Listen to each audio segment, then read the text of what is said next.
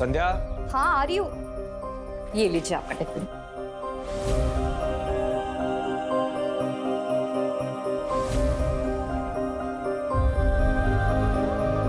संध्या, इस घर में अकेली रह लोगी? ये शहर, ये जगह तुम्हारे लिए बिल्कुल नहीं है। शादी के पूरे 3 साल बाद मुझे अपना कहने को घर और संसार मिला है। आप यहाँ अकेले थे, वहाँ मायके में मैं अकेली थी। अब जाके हमारा अपना घर संसार शुरू हो रहा है। आप देखिएगा, मैं इस घर को ना बड़ी अच्छे से सजाऊंगी। फिलहाल तो ये घर किराए का है, लेकिन बहुत जल्दी अपना घर होगा। जैसा भी होगा, है तो अपना ही घर ना। अच्छा सुनो, ऑफिस के लिए लेट हो, चलता हूँ। अच्छा, अपना ख्याल रखना। आप भी। बाय। बाय।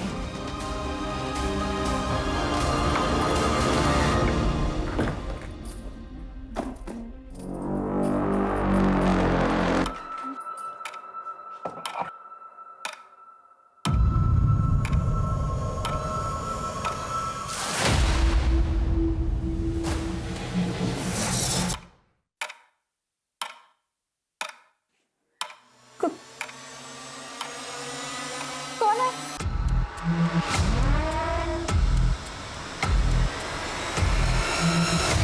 कौन है?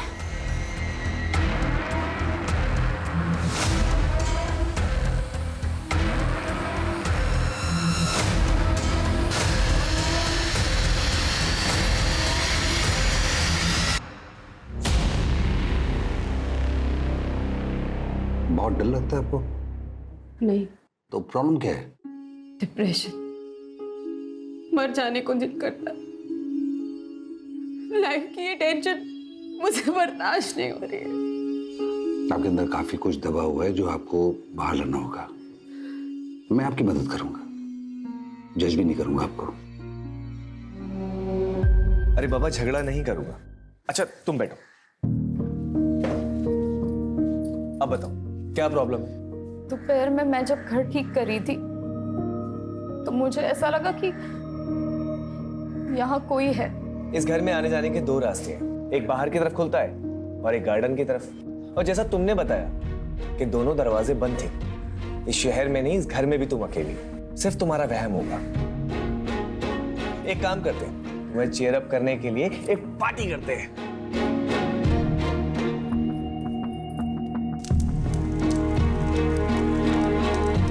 ये सब तुम्हारे लिए है। इस हसीन पल को बहुत सुंदर और बनाने के लिए, आज की रात को अपनी लाइफ में संजो के रखने के लिए एक सेल्फी तो बनती है? हाँ।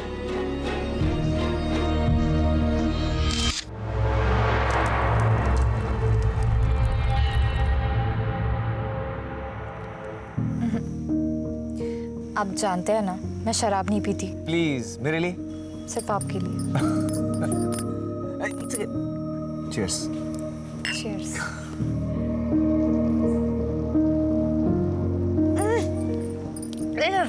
अब क्या हुआ?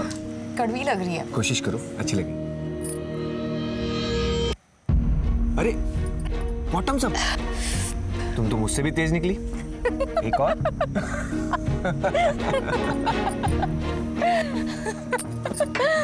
अब मुझे 2-2 क्यों दिखाई दे रहे हैं?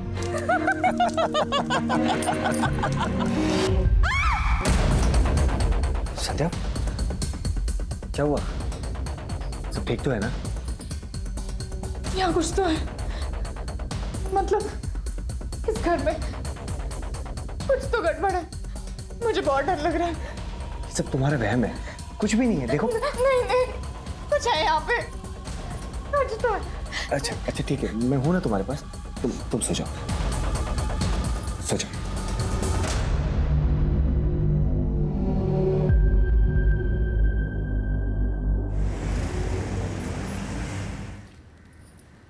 माँ, मुझे बहुत डर लग रहा है। पता नहीं ऐसा क्यों लगता है कि कोई संकट आने वाला है। कभी कभी किसी घर में वास्तु दोष होता है, किसी पंडित को बुलवाकर वास्तु शांति की पूजा पाठ करवा लो, सब ठीक हो जाएगा। पर इनका ऐसी बातों पर विश्वास ही नहीं है। अरे पति लोगों की बातों को इतनी गंभीरता से नहीं लेते, बस उनकी हाँ में हाँ मिलाती रहो और करो वही जो तुम करना चाहती हो। कभी रूठ कर, कभी प्यार से पति को अपने जैसा बनाओ, सुखी रहोगी। और सुनो, तुम्हारे चाचा जी भी तो वहीं रहते हैं ना, मैं उनको ना फोन कर देती हूँ, वो किसी ना किसी पंडित को जानते होंगे। ठीक है माँ, रखती हूँ। मुझे ऐसा लगता है इस घर में वास्तु दोष है। हम पंडित जी को बुलाकर वास्तु दोष हटाने के लिए पूजा पाठ करते हैं ना, फिर सब ठीक हो जाएगा। देखो संध्या, ये ग्रह नक्षत्र वास्तु ये सब बेकार की बात है। शादी के बाद 3 साल तक मुझे मायके रहना पड़ा, मैंने कभी कुछ नहीं कहा। यहाँ आने के बाद भी मैंने आपसे कुछ नहीं मांगा। पहली बार मैं आपसे कुछ मांग रही हूँ, मना मत कीजिए। इस घर के वास्तु दोष को हटाने के लिए पूजा पाठ करते हैं ना, प्लीज मान जाइए।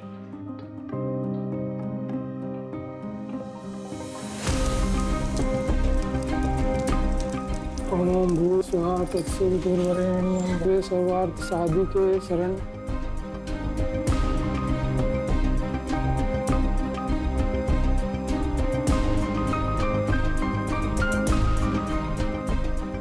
वास्तु दोष पूजा संपन्न हुई, अब कोई चिंता की बात नहीं है। बस इस जल को घर के अंदर बाहर सभी जगह छिड़क दीजिए, सारे वास्तु दोष दूर हो जाएंगे। जी पंडित जी। अच्छा यजमान, आज्ञा दीजिए। जी।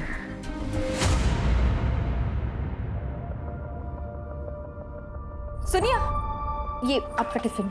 संध्या, लेट हो रहा ऑलरेडी।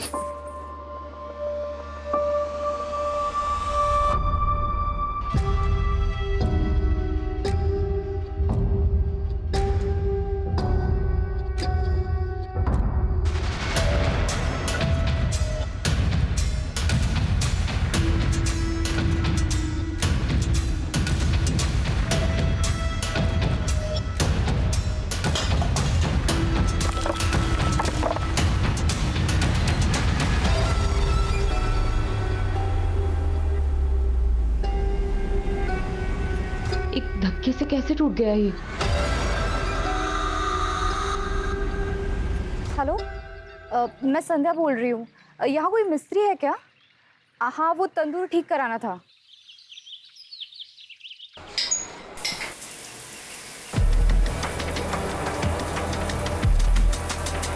तुलिका, टॉवल देना।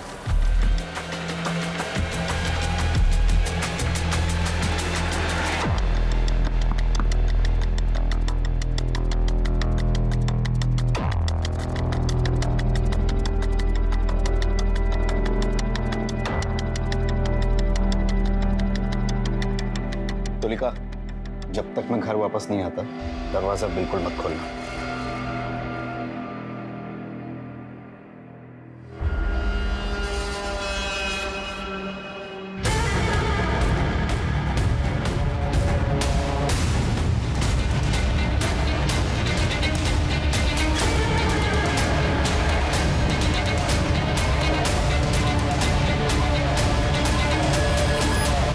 तुलिका, आपकी मैरिड लाइफ कैसी चल रही है? I mean love life. Married life और लव लाइफ बहुत अलग अलग होते हैं सर। मेरी शादी एक पैसे वाले अधेड़ उम्र के आदमी से हुई थी। हस्बैंड वाइफ का रिश्ता तो बस नाम का ही था। ना वो मुझे कभी हस्बैंड का सुख दे पाए और ना मुझे कभी वाइफ होने का सुकून मिला। मेरी जिंदगी बस एक कोरा कागज बनकर रह गई। ऐसे में मेरी जिंदगी में कोई ऐसा आया जिसने मेरी पूरी जिंदगी बदल कर रख दी।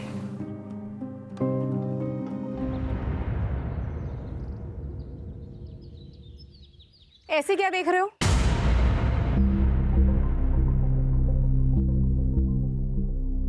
आप हैं ही इतनी खूबसूरत, बचपन से फैन रहे हैं आपके। लगता है आपने हमें पहचाना नहीं। रजत? बाप रे, कितने बड़े हो गए तुम। अरे वाह, मुझे तो नाश्ते पे किसी ने बुलाया ही नहीं। तुम कोई मेहमान हो क्या? फैमिली मेंबर हो। हक से बैठो और हक से खाओ। अरे वाह, आपके हाथ के बने खाने का स्वाद तो पूरी दुनिया में कहीं नहीं मिल सकता। एक और दो, एक और दो, एक और दो।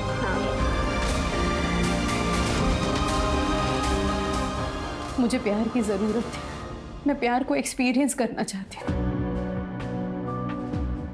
पर पता नहीं था मुझे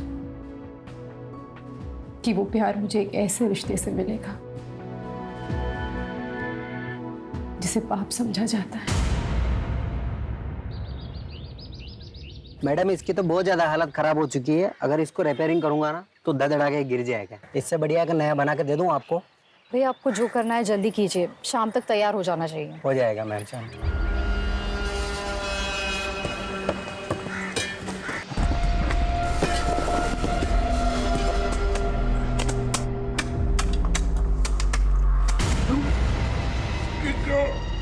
मैडम को बुला ले।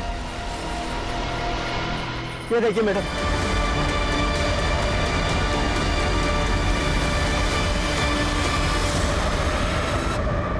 देखने में तो लाश 8-9 महीने पुरानी लग रही है। सर लाश तो आधी से ज्यादा डिकम्पोज हो चुकी है। कौन रहता है इस मकान में?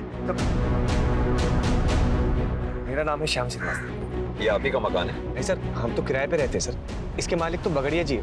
मैंने उन्हें फोन किया, वो आती ही होंगे। कब से रह रहे हैं किराए पे यहाँ? सर 7 महीने हो गए। मेरी वाइफ तंदूर का काम करवा रही थी सर, दाई करवाई तो नीचे लाश निकली। इस तंदूर का इस्तेमाल करते थे आप लोग? हाँ सर, अभी कुछ दिन पहले किया था सर। वो ये फोटो भी खींची थी सर। बगड़िया जी आ गए। आप लोग जरा वहाँ इंतजार कीजिए। जी आइए बगड़ जी। आपको पता है आपके घर में बने तंदूर के नीचे लाश मिली है हमें? पता नहीं सर, मैंने तो ये घर सोलंकी से 8 महीने पहले खरीदा और भाड़े पे चढ़ाया। सारा लेन देन नरेश एजेंट और प्रॉपर्टी साइट के जरिए हुआ। नरेश ही तो संभालता है यहाँ सब। सोलंकी साहब अपने घर को बेचकर अपने बेटे के पास अफ्रीका शिफ्ट होना चाहते थे, तो मैंने उनके घर को बेचने की ऐड ऑनलाइन साइट पर चढ़ा दी। साथ में कुछ फोटोज़ भी डाल दिए सर। वो मेरा ऑफिस का जो लड़का है वो फोटोज़ काफ़ी अच्छी लेता है, तो घर की पिक्चर्स काफ़ी अच्छी आई तो ग्राहक भी तुरंत मिल गया। कब की बात है ये? सर कुछ 8-9 महीने पहले की बात होगी। तब भी इस घर में तंदूर था? सर पता नहीं, शायद हो भी सकता है। वैसे सर इस दौरान हमने कंस्ट्रक्शन तो कुछ नहीं किया इस घर में। अच्छा ये बताओ, इन दोनों से पहले इस घर में कौन कौन रह के गया? सर मैं सारी डिटेल्स निकाल कर आपको बताता हूँ। लेके आओ। चलता हूँ सर। राजीव सर। इससे पहले इस मकान में जितने भी लोग रह के गए सबकी डिटेल्स पता करो। Right sir. इस कपल की बैकग्राउंड चेक करो। सर।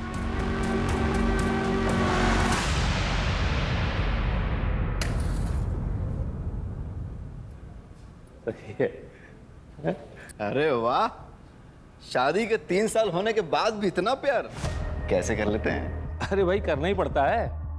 पत्नी से प्यार नहीं करेंगे तो घर गृहस्थी का पंचनामा बनवाना है क्या?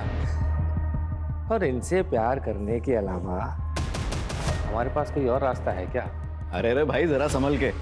आपको पता है ना, आप हमारी मासी के बारे में बात कर रहे हैं। चांद निकल आया। हाँ चलो चांद निकल आया। आओ।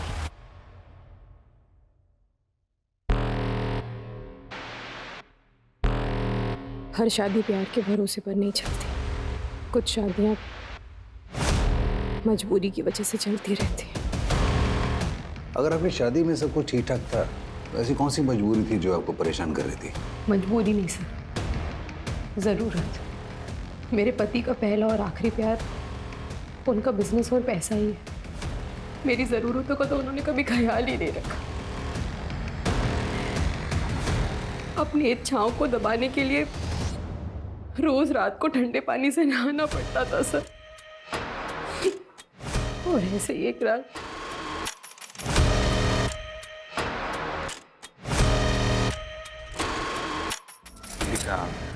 बहुत थक गया हूँ, नींद आ रही है।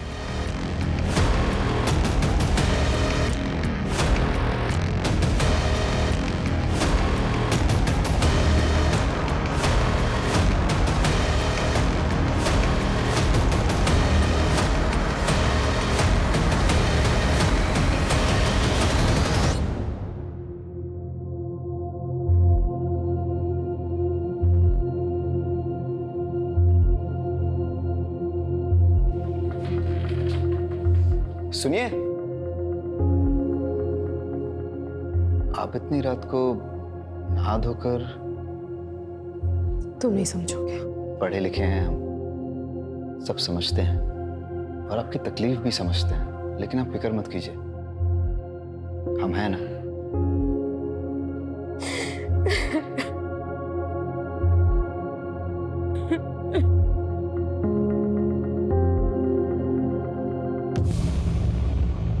सर, पोस्टमार्टम और फॉरेंसिक रिपोर्ट आ गई है। आपका शक सही था, लाश लड़की की ही है।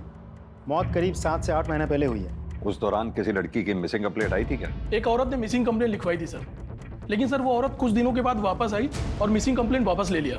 मिसिंग कंप्लेंट की किसने थी? सर उसका नाम तबस्सुम जहां है। और मिसिंग कौन हुआ था? सर तबस्सुम जहां की भांजी, उसका नाम गजरा है। साहब उस घर में ना कुछ बाराती रुके हुए थे, नाच गाने की फरमाइश थी, तो मैंने अपनी एक लड़की गजरा को वहाँ भेज दिया, पर वो वापस आई ही नहीं। तो फिर मैंने पुलिस थाने जाकर रिपोर्ट लिखवा दी। फिर वो दूसरे दिन ही वापस आ गई, पूरा बाटली मार के बेवड़ी पड़ी थी। फिर जैसे ही उसको होश आया तो वो घर पे आ गई। फिर मैंने भी थाने जाकर रिपोर्ट वापस ले ली। गजरा है कहाँ, बुलाइए। उसे टीबी हो गया था ना साहब, तो नाच गाना छोड़ के वो अपने गाँव चली गई। उसका फ़ोन नंबर दीजिए। नंबर था साहब, लेकिन मोबाइल मैंने दिया था ना उसको, तो जाते समय वो मोबाइल दे के गई। ठीक है, तो पुराना वाला नंबर दे दीजिए। साहब वो तो मैंने बेच दिया मोबाइल। घर का पता तो होगा, वो दे दीजिए। मेरे पास नहीं है साहब। राजीव, दाल में कुछ काला है। गजरा को ढूंढो पहले तो। और हाँ, इस तबस्सुम की भी डिटेल्स निकलवाओ।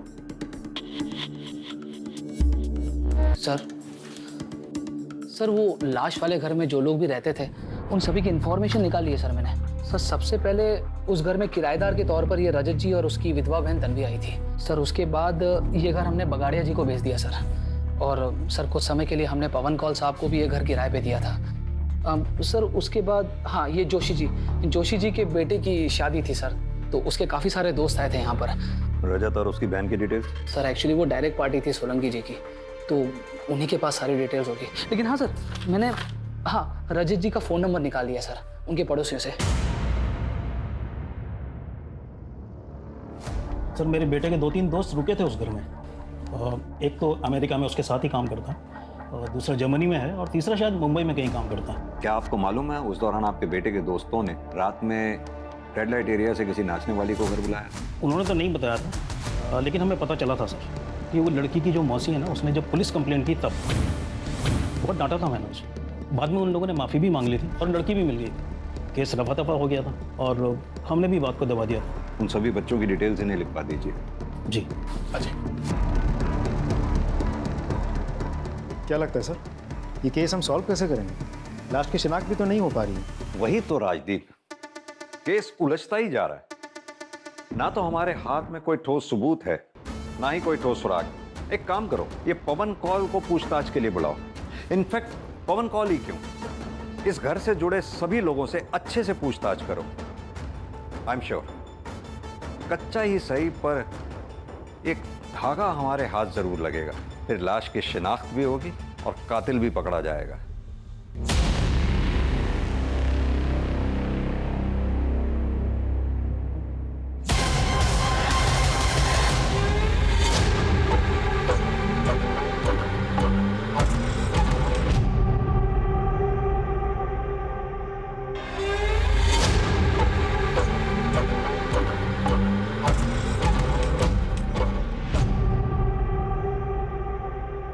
सर हमारा एक और फ्रेंड था समीर, काफी टाइम से उससे कोई कांटेक्ट नहीं हुआ है। वो शायद मुंबई में रहता है सर। कौन से कॉलेज में पढ़े हो आप लोग? Sir city college sir. City college से समीर का एड्रेस लो और समीर की सारी डिटेल्स निकालो। Right sir. फंक्शन के दौरान जिस घर में तुम्हारे दोस्त रुके थे, उस घर में बने तंदूर के बारे में कुछ जानते हो? नहीं सर, हम तो ऑल द टाइम हॉल में ही थे, वहां जाने की कोई नीड ही नहीं पड़ी सर हमें। जरूरत पड़ी तो फिर बात करेंगे तुम्हारे साथ। सर शाम के बारे में सारी इन्फॉर्मेशन निकाल ली। 3 साल पहले शाम की शादी संध्या से हो तो गई थी, लेकिन इंटरेस्टिंग बात यह है कि साथ ही उसके ऑफिस कोलीग प्रीति के साथ उसका अफेयर भी चल रहा था। सर एक बात और, प्रीति ने भी 7 महीने पहले ही अपने ऑफिस से रेजिग्नेशन दिया था, और उसके बाद से अब तक ना किसी ने प्रीति को देखा है और ना ही प्रीति के साथ किसी की बातचीत हुई है। राजीव, ये प्रीति की डिटेल्स निकालो। अब समझ में आया श्याम शादी के बाद 3 सालों तक अपनी वाइफ को मायके से वापस क्यों नहीं लेके आया। इस श्याम को भी लेके आओ। सर ये बात सच है कि सर प्रीति से मेरा अफेयर चल रहा था, लेकिन बड़े ही रिस्पेक्ट और रिगार्ड के साथ हम दोनों अलग हो गए। अब प्रीति कहाँ है? सर मुझे नहीं पता सर। उसका फोन भी बंद आ रहा है। सर उसने अपना सोशल मीडिया से अकाउंट भी डिलीट कर दिया। सर तेरे घर में तंदूर के नीचे जो लाश मिली है वो कहीं प्रीति की तो नहीं है? सर नहीं, ऐसा नहीं हो सकता सर। मैं प्रीति से बहुत प्यार करता हूँ सर, मैं उसे क्यों मारूंगा? ऐसा भी तो हो सकता है कि प्रीति को तेरी शादी के बारे में पता चल गया था और तुझे इस बात का डर था सबके सामने हुआ कि पोल ना खोल दे, इसकी वजह से तूने उसको मार दिया ना? सर मैं सच कह रहा हूँ सर, मैंने कुछ नहीं किया सर। सर इसके फोन से प्रीति की फोटोग्राफ्स लो, उसका नंबर लो और उसे कांटेक्ट करो। फोन दे। सर नंबर तो डज नॉट एग्जिस्ट बता रहा है। प्रीति का फोन बंद होने से पहले कहां पे एक्टिव था, उसकी लास्ट लोकेशन पता करो, उसके कॉल डिटेल रिकॉर्ड्स भी निकालो, प्रीति के ऑफिस के रिकॉर्ड से उसका परमानेंट एड्रेस भी पता करो। सर फोन कॉल आया है। बुलाओ उन्हें। जी सर। देखिए सर, मेरे बेटे के जन्म संस्कार का फंक्शन था, बहुत सारे रिश्तेदार आए थे, इसलिए मैंने वो घर कुछ दिनों के लिए किराए पर लिया था। आपके रिश्तेदार जो उस घर में ठहरे थे, क्या उनमें कोई महिला भी थी? नहीं सर, वहाँ तो सारे जेंट्स रुके हुए थे, सारी लेडीज मेरे घर पे रुकी हुई थी और उनमें से कोई भी ना तो गायब है और ना ही किसी की डेथ हुई है। उस घर में आपने अपने रिश्तेदारों के लिए क्या किसी तंदूर का इस्तेमाल किया था? सर सारा खाना तो मेरे घर पे बन रहा था और ये एक धार्मिक कार्यक्रम था, इसलिए भोग तो अपने घर की रसोई में ही बनता है ना, फिर मैं वहाँ तंदूर क्यों लगवाऊंगा। ठीक है मिस्टर कौल, अभी आप जा सकते हैं, जरूरत पड़ी तो फिर बुलाएंगे आपको। Thank you sir. अब सिर्फ रजत ही बचा है। राजीव, भोपाल जाके रजत से अच्छे से पूछताछ करो। सर। शुक्ला, प्रीति के पेरेंट्स का पता लगाओ और प्रीति के बारे में पूछताछ करो। Right sir. धीरे धीरे मेरे और रजत के बीच की नजदीकियां बढ़ने लगी। आप इतना सब कुछ सह क्यों रही हैं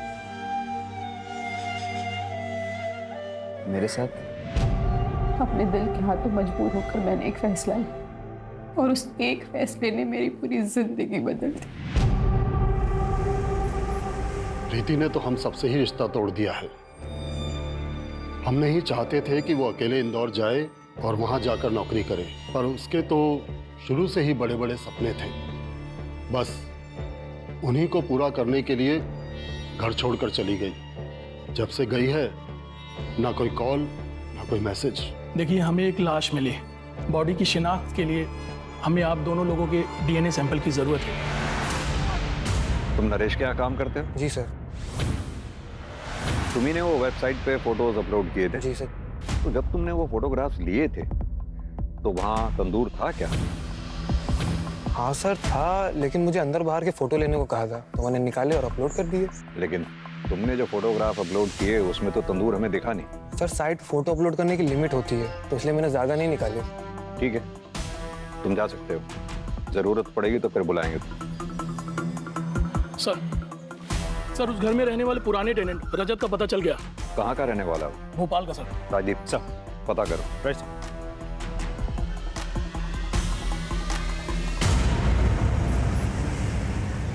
हाँ सर, हम वहीं पे रहते थे अपनी बहन के साथ। आपका नाम? तन्वी। और वहाँ का तंदूर भी कभी कभी इस्तेमाल करते थे। लेकिन आप ये सब क्यों पूछ रहे हैं? क्योंकि आपके पुराने घर के तंदूर के नीचे से हम ये लाश मिली है। क्या सर? लेकिन हम जब रहते थे तब ये तंदूर का शेप ऐसा नहीं था। क्या ये वही तंदूर नहीं है? Are you sure? 100% सर।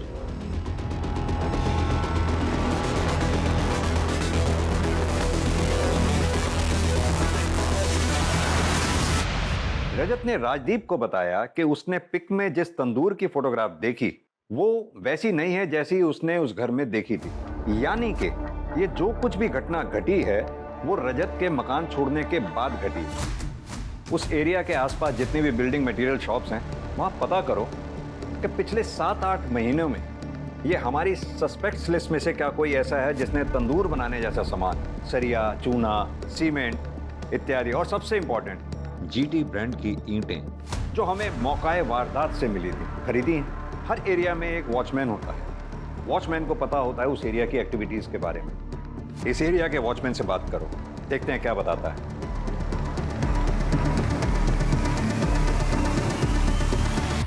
अरे भाई साहब,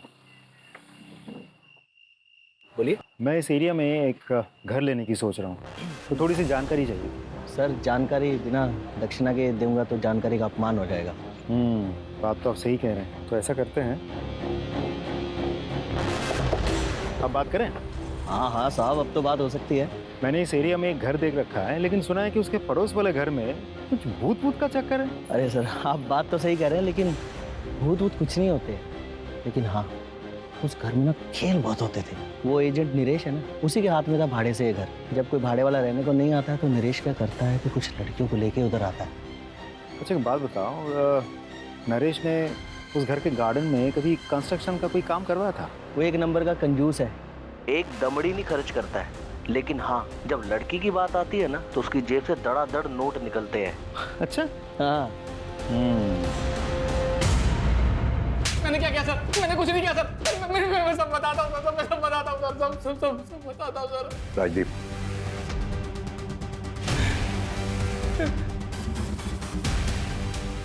बता। सर मैं मानता हूँ कि मैं रंगीन मिजाज का इंसान हूँ, अय्याशबाज हूँ। उस घर में मैं लड़की लेकर आता था पैसे देकर एंजॉय करने के लिए, लेकिन सर मैंने किसी का मर्डर नहीं किया सर। मैंने सच्ची में किसी का मर्डर नहीं किया सर। ये भी तो हो सकता है तूने किसी को अय्याशी के लिए बुलाया हो, किसी बात पे अनबन हो गई हो, तुझे गुस्सा आया, तूने उसे मार दिया, गाड़ दिया वहां पर, अब हमारे सामने शराफत का नाटक कर रहा है। नहीं सर। राजीव सर, इसकी सारी हिस्ट्री और ज्योग्राफी निकालो। सर मेरा यकीन मानिए सर, मैंने कुछ नहीं किया। मैंने कुछ नहीं किया सर। मैं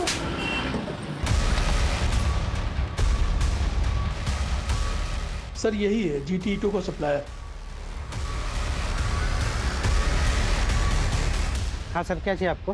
पिछले 8-9 महीनों में आपकी दुकान से किस किस ने कंस्ट्रक्शन मटेरियल खरीदा है, जैसे कि इस तरह की ईंटें? सर हमारे पास हर खरीद का रिकॉर्ड रहता है। मैं जितनी जल्दी हो सके आपको सब डिटेल पहुंचा दूंगा। ठीक, थैंक यू।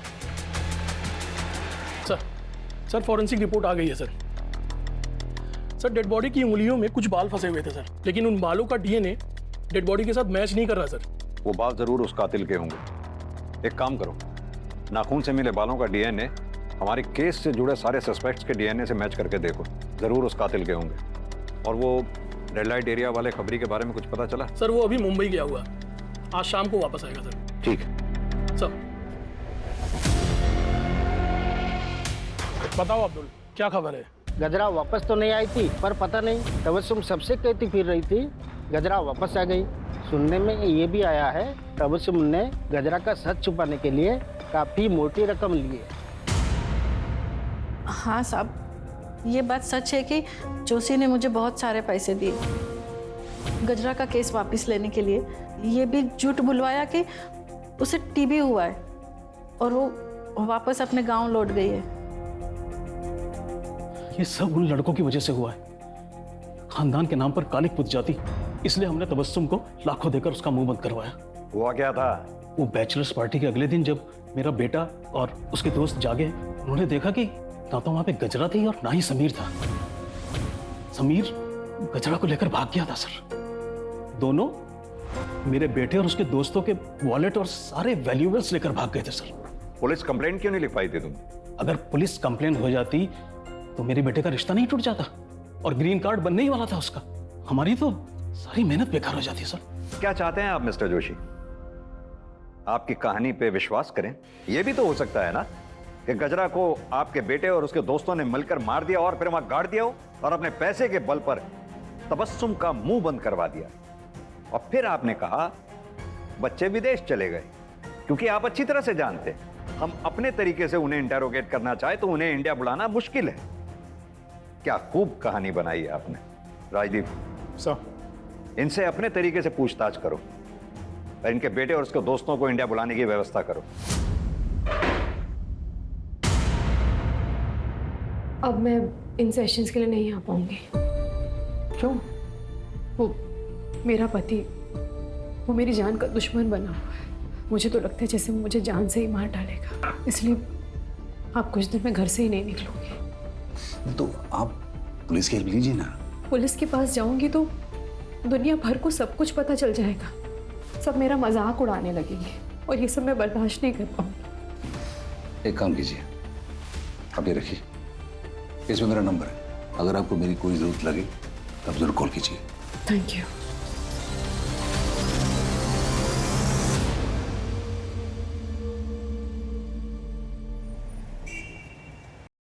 समीर के आधार कार्ड नंबर से हमने मोबाइल ऑपरेटर से पूछताछ की है। एक नंबर मिल गया है जो समीर के आधार कार्ड पर रजिस्टर्ड था, लेकिन वो नंबर लखनऊ का है। हम लखनऊ पुलिस से कोऑर्डिनेट कर रहे हैं, बहुत जल्द वो हमारी गिरफ्त में होगा। Good work Rajdeep. Thank you sir. Sir Preeti के पेरेंट्स की डीएनए रिपोर्ट आ गई है सर। प्रीति के पेरेंट्स का डीएनए लाश के डीएनए से मैच नहीं हो रहा है। इसका मतलब ये लाश प्रीति की नहीं है। सर इसका मतलब तो ये भी होता है कि श्याम कल्प्रिट है ही नहीं।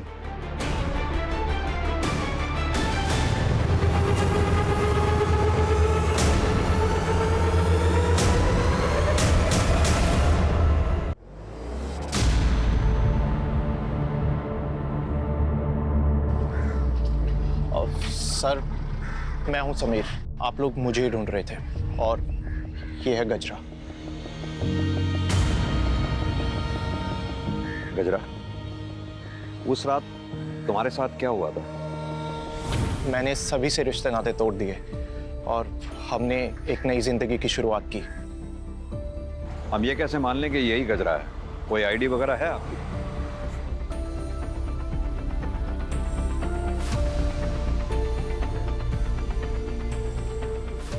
पता है समीर, रोजाना हम अपराधियों से, घटिया लोगों से, जुर्म करने वालों से मिलते हैं, लेकिन तुम जैसे लोगों की वजह से ही इंसानियत जिंदा है। Proud of you.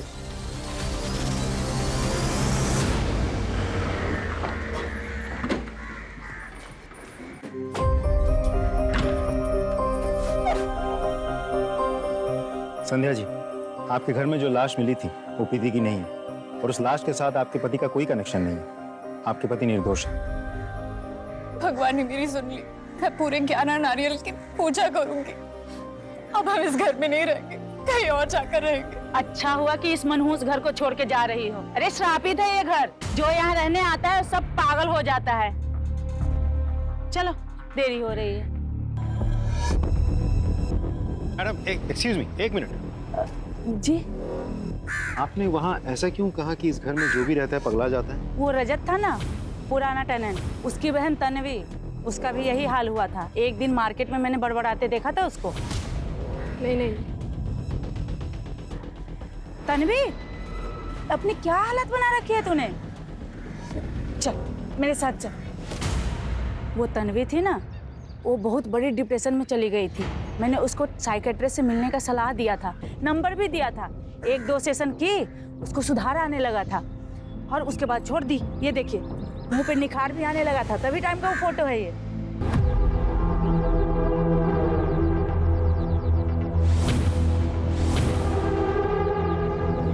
सर मैं भोपाल में जिस तन्वी से मिला था और यहाँ जो तन्वी रहती है, दोनों में बहुत फर्क है सर। मैं आपको पिक दिखाता हूँ। ये देखिए सर, ये है असली तन्वी।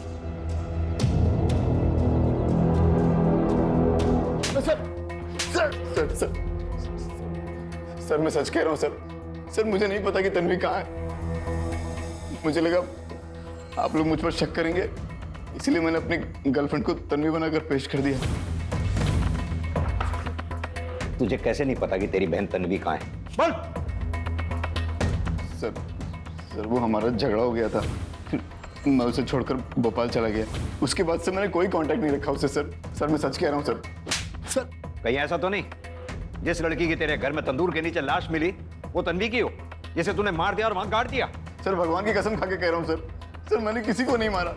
इसका डीएनए सैंपल लो और लाश के नाखून से जो हमें बाल मिले थे उसके डीएनए से मैच करके देखो। चल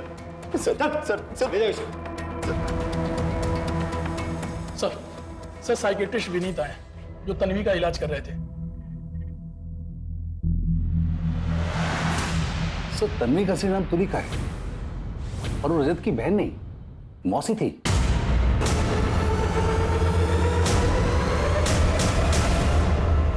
सर तुलिका को ये डर लग रहा था कि उसका हस्बैंड कहीं उसको मार न डाले, और हमारे लास्ट सेशन में तो वो ये भी कह रही थी कि वो कई दिनों तक घर से बाहर निकलेगी नहीं। मेरा पति, वो मेरी जान का दुश्मन बना, इसलिए आप कुछ दिन में घर से ही नहीं निकलूंगी। एक्चुअली डर के मारे उसकी हालत काफी खराब हो रही थी। ठीक है डॉक्टर साहब, आप जा सकते हैं।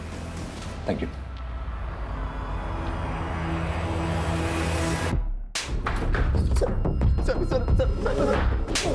सर बताता हूँ सर मैं बताता हूँ सर मैं बताता हूँ सर बता। तुलिका मुझसे मुझे बहुत अच्छी लगती थी सर। फिर हमारा अफेयर शुरू हुआ और फिर हम दोनों घर छोड़कर भाग गए सर। लेकिन सच कह रहा हूँ सर, मैंने किसी को नहीं मारा सर, मैंने तुलिका को किसी को नहीं मारा। तुलिका तेरी मासी है या कुछ और? इसकी असलियत तो तेरी माँ ही हमें बताएगी। अपनी माँ का नंबर और पता दे। तो मर गए दोनों मेरे लिए, मुंह दिखाने लायक नहीं छोड़ा। देखिए, हम आपकी परेशानी समझ सकते हैं, लेकिन आपके बेटे रजत और तुलिका ने आपके साथ जो किया वो गलत था। लेकिन हमें शक है कि हमने जिस लाश को बरामद किया है वो आपकी बहन तुलिका की ही है, और वो तभी साबित होगा जब उस लाश का डीएनए आपके साथ मैच होगा। दरअसल तुम तुलिका से नफरत करते थे, इसलिए तुमने तुलिका को मार डाला। नहीं सर। शुक्ला, इनका डीएनए सैंपल लो। लाश के नाखून पे जो बाल मिले थे उनके डीएनए से मैच करके देखो।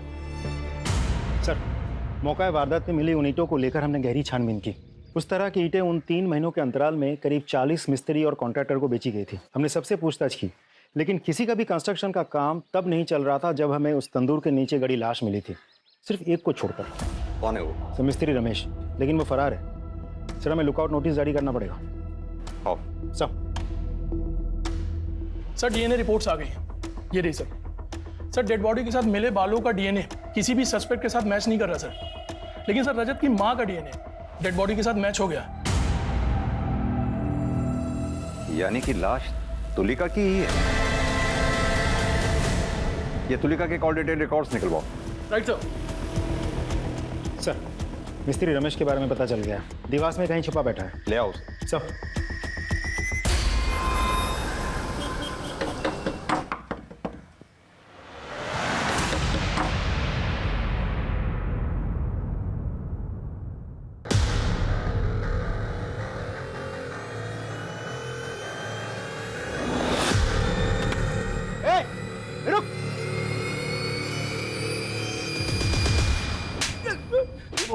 किसको नहीं मारा साहब?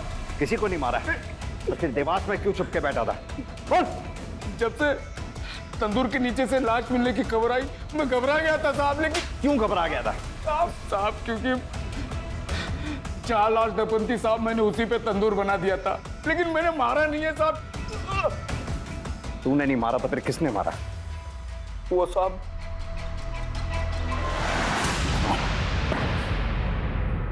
मैंने कोई मर्डर नहीं किया है।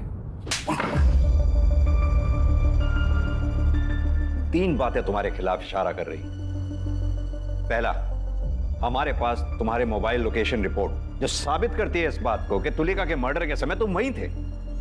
दूसरा, मिस्त्री रमेश का बयान जिसे तुमने तुलिका की लाश गाड़ के ऊपर तंदूर बनाने को कहा। तीसरी बात, तुलिका के नाखूनों से मिले बाल का डीएनए तुम्हारे डीएनए से मैच हो गया।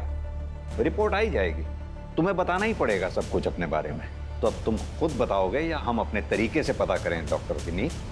पता था। तुलिका ने मुझे कॉल किया था, मैं उसके घर गया था। ये सब मेरे साथ क्या हो गया?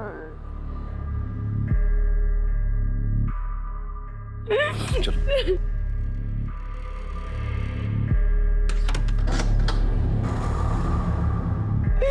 सबने मुझे धोखा दिया, सब मुझे चुप कर चले, मैं बिल्कुल अकेली हो गई।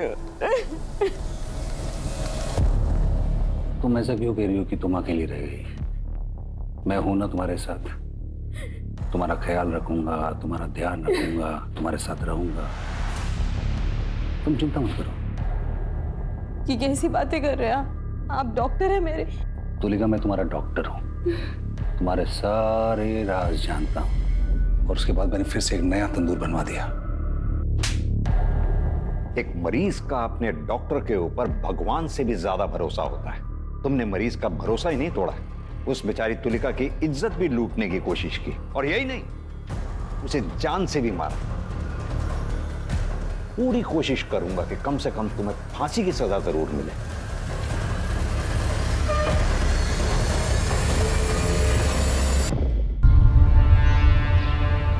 हम करीब 140 करोड़ भारतीय और 90% वर्कफोर्स में से केवल 2.2% वर्ग ही सार्वजनिक क्षेत्र में कार्यरत है। शिक्षा, स्वास्थ्य, पुलिस, सेना इत्यादि कई सरकारी विभागों में कार्यरत लोगों पे एक बहुत बड़ा कार्यभार है। और जब प्रशासनिक लोग किसी अपराध का शिकार होते हैं तो क्या उनकी न्याय प्रक्रिया आसान होती है?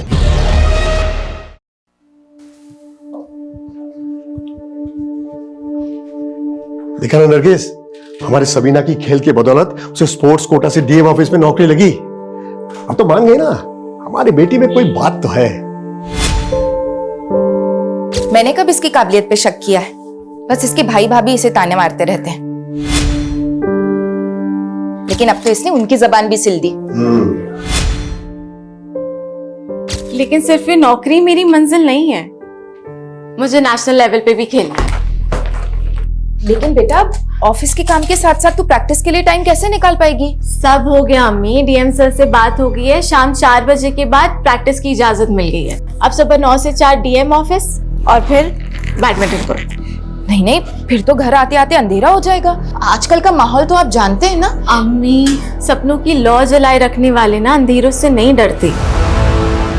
ये क्या कर रही है? 1 मिनट अम्मी, अब आंखें खोले।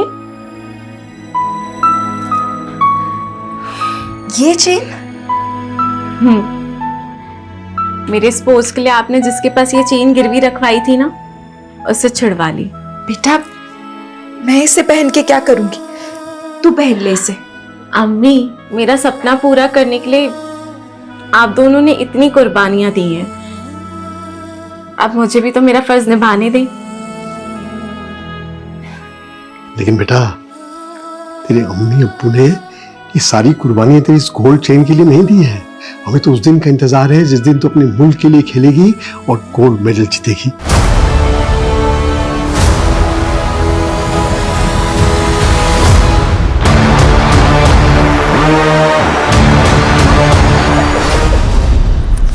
नाइस।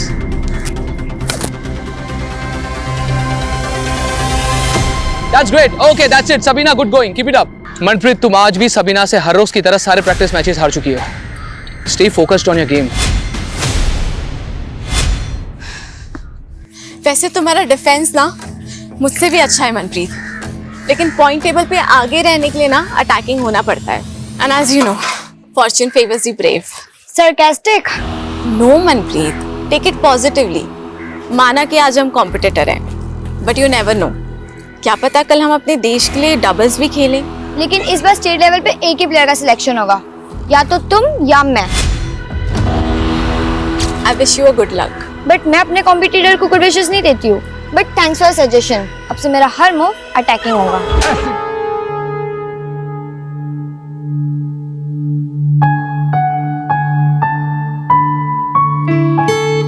सबीना दी, आपने तो मेरे स्टूडेंट्स का दिल ही जीत लिया है। हर रोज मुझसे पूछते हैं कि सबीना दी कब आ रही है मिलने। इनके स्कूल खुलने का टाइम और मेरे ऑफिस खुलने का टाइम क्लैश हो जाता है यार, वरना मुझे इनकी खुशियों में शरीक होना ना बहुत अच्छा लगता है। ओह अच्छा, ये ले तेरे masters of social work course की एडमिशन फी। सबीना दी, मुझे आपकी तरह अपने पैरों पे खड़ा होना है। मैं भी एक पार्ट टाइम जॉब ढूंढ रही हूँ और मैं फिर अपनी फीस खुद भर लूंगी। तो अच्छी बात है ना, लेकिन मैं कॉलेज में ना तेरी सीनियर थी और तो अपनी बड़ी बहन की बात नहीं मानेगी। रख इसे, जब पैसे आए तो लौटा देना। सबीना दी, मैं तो बस सोशल वर्क का कोर्स कर रही हूँ, मगर असली सोशल वर्क तो आप कर रही हो। याद है कॉलेज के टाइम पे आप हम स्टूडेंट के साथ मिलकर कहाँ से फंडिंग कलेक्ट करते थे स्कूल के लिए? याद है। कभी कभी तो लगता है इन बच्चों की दुआओं की वजह से ही मैं जी रही हूँ। जो दूसरों को नई जिंदगी देते हैं ना, उनसे जिंदगी कभी नाराज नहीं होती। मुझसे मिलने के लिए अगर आज कोई भी ऑफिस में आए तो एंटरटेन उसको तुम ही करोगे।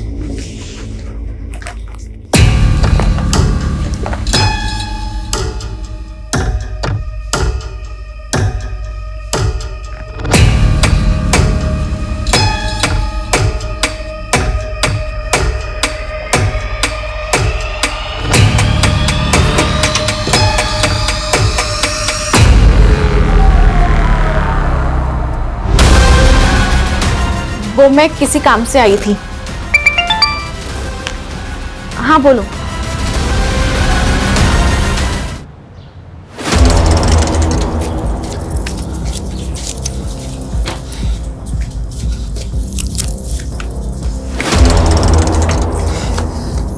क्या हुआ? आई नहीं क्या अभी तक? पूछ रहे क्या हुआ? कैसा भाई है तू? रात भर से बहन गायब है, फोन करने पर भी नहीं आ रहा है। बताया तो था नाइट शिफ्ट है मेरी। अब क्या अपना नुकसान करा लूं? आप लोगों ने आदत खराब कर रखी है और छूट दो उसे।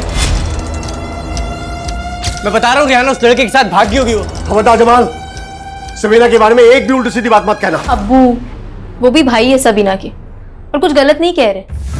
इतने रात को बैडमिंटन प्रैक्टिस होती है क्या? बस कर रिहाना, हमारी बेटी इतनी गैर जिम्मेदार नहीं है। जरूर किसी मुसीबत में। इन दोनों को छोड़िए, हम पुलिस के पास चलते हैं। अरे मैं पुलिस स्टेशन से ही आ रहा हूँ, पर पता नहीं उन लोग सबीना को ढूंढने के लिए कुछ करेंगे भी या नहीं।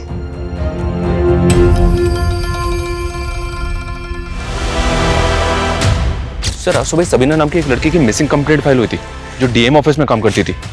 हुलिया तो बिल्कुल वैसे ही लग रहा है। डीएम ऑफिस में काम करती थी? हाँ सर।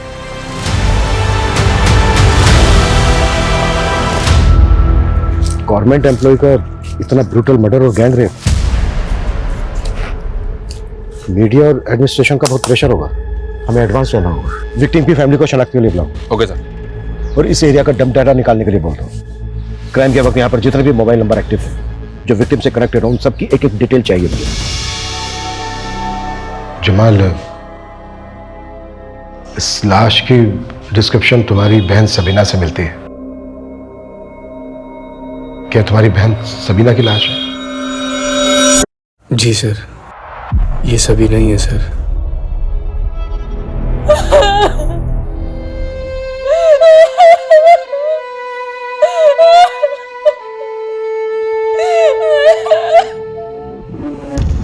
अरे नरगिस रो मत।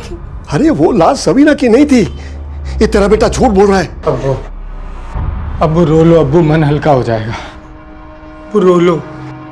अब्बू नहीं आएगी सबीना अब कभी। क्यों नहीं आएगी? क्यों नहीं आएगी? जरूर आएगी सबीना। तुम दोनों की साजिश कभी पूरी नहीं होगी, कभी पूरी नहीं होगी। आएगी, जरूर आएगी, वो जरूर आएगी सबीना। अम्मी, अम्मी। हाँ बेटा, बस ये ले।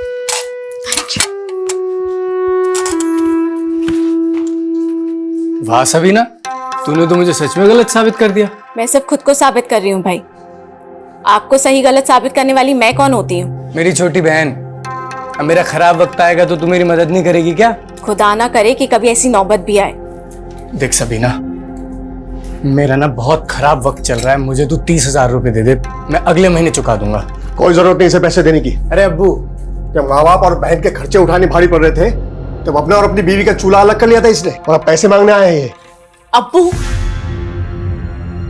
ये हमें गैर कर सकते हैं लेकिन हम इनके जैसे नहीं है। मैं आपको पैसे तो दे दूंगी, लेकिन आपने और भाभी ने मिलकर अम्मी और अब्बू की जो बेइज्जती की थी ना, पहले उसकी माफी मांगी। बस सबीना, जरा सा कमाने लग गई है तो हमें जलील करेगी तू। ज्यादा ना उड़ मत, ठोकर लगेगी ना ढह के गिर जाओगी।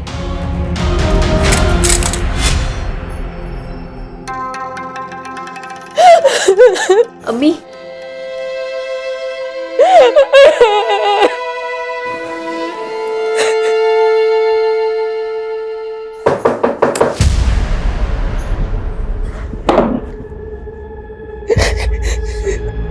लेकिन कुछ बातें ऐसी हैं जो हमें आप लोगों से जाननी होगी। किसने किया होगा सबीना के साथ ही? सबीना ने तो कभी सपने में भी किसी का बुरा नहीं चाहा। पता नहीं किसने उसको ऐसी मौत दी। उसको तो दोज़ख भी नसीब नहीं होगा। जमाल, तुम्हारे अब्बू कहीं दिखाई नहीं दे रहे। सर, इस सदमे से उनके जहन पे इतना गहरा धक्का लगा है कि वो यकीन नहीं कर पा रहे हैं कि सबीना कभी वापस नहीं आएगी। हमें सबीना की बॉडी चंपानगर में मिली। आप लोग कुछ बता सकते हैं वो वहां किससे मिलने गई होगी? सर, हमें तो कुछ भी समझ में नहीं आ रहा। वो तो हर रोज की तरह परसों भी ऑफिस के लिए निकली थी। सबीना मैम तो रोजाना शाम को 4 बजे ही ऑफिस से चली जाती थी और उस दिन भी उसी टाइम गई थी। और उस दिन वो यहाँ से कहाँ गई थी? वो बैडमिंटन की प्रैक्टिस के लिए द राजिंग स्पोर्ट्स क्लब जाती थी। सर, वैसे तो सबीना हर रोज शाम को 4:30 बजे आ जाती थी यहाँ पे प्रैक्टिस करने के लिए, लेकिन उस शाम को उसका अचानक से फोन आया। उसने कहा वो नहीं आ पाएगी। ऐसी क्या वजह होगी? जो वो शाम प्रैक्टिस के लिए नहीं आई? कोई आइडिया नहीं है सर।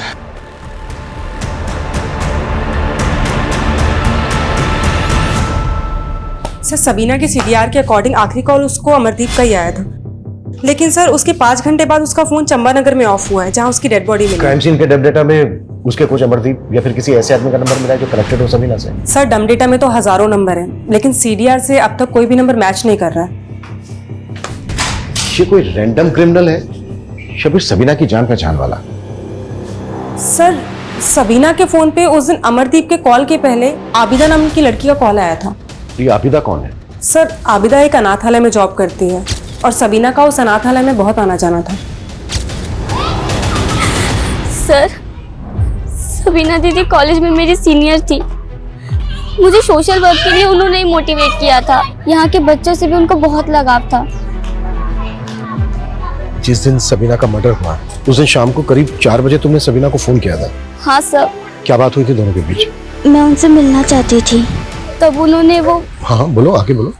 उन्होंने तब मना कर दिया था, उनको प्रैक्टिस के लिए जाना था। लेकिन सबीना का जो कोच है अमरदीप, उनका कहना है कि सबीना उस दिन प्रैक्टिस के लिए आई नहीं थी। वैसे तुम मिलना क्यों चाहती थी सबीना से? मैं मास्टर्स ऑफ सोशल वर्क का कोर्स कर रही हूँ। उन्होंने मेरी एडमिशन फीस भरी थी, वो बहुत हेल्पफुल थी सर। मैं उनसे मिलकर उनको उनके पैसे लौटाना चाहती थी, मगर आखिरी बार मैं उनसे मिल भी नहीं पाई। सबीना का बॉयफ्रेंड था कोई? मुझे उनकी पर्सनल लाइफ के बारे में कुछ भी नहीं मालूम सर। ठीक है, अगर हमें जरूरत पड़ी तो हम तुमसे दोबारा बात करें।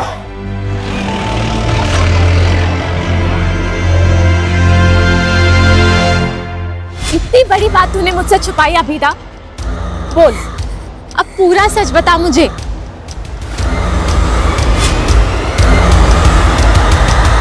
अभिमन्यु जब तुम आए थे तो मैं एक मीटिंग में गया हुआ था। बोलो कौन कर सकता है ऐसा? अभिमन्यु, इस न्यूज को सुनकर मैं भी काफी शॉक्ड हूँ। सबीना ने अभी 6 महीने पहले ही ज्वाइन किया था और वो अपने काम से काम रखती थी और अपने गेम को लेकर काफी पैशनेट थी। और तुम कह रहे हो उस दिन शाम को वो प्रैक्टिस पर नहीं पहुंची। मुझको यकीन नहीं हो रहा है, इंक्वायरी करो। Okay sir. सबीना के कोच अमरदीप का कहना है कि उस दिन शाम को सबीना प्रैक्टिस के लिए आई नहीं थी, जबकि सबीना की दोस्त आबिदा का कहना है कि सबीना उससे इसलिए नहीं मिली क्योंकि वो प्रैक्टिस के लिए गई थी।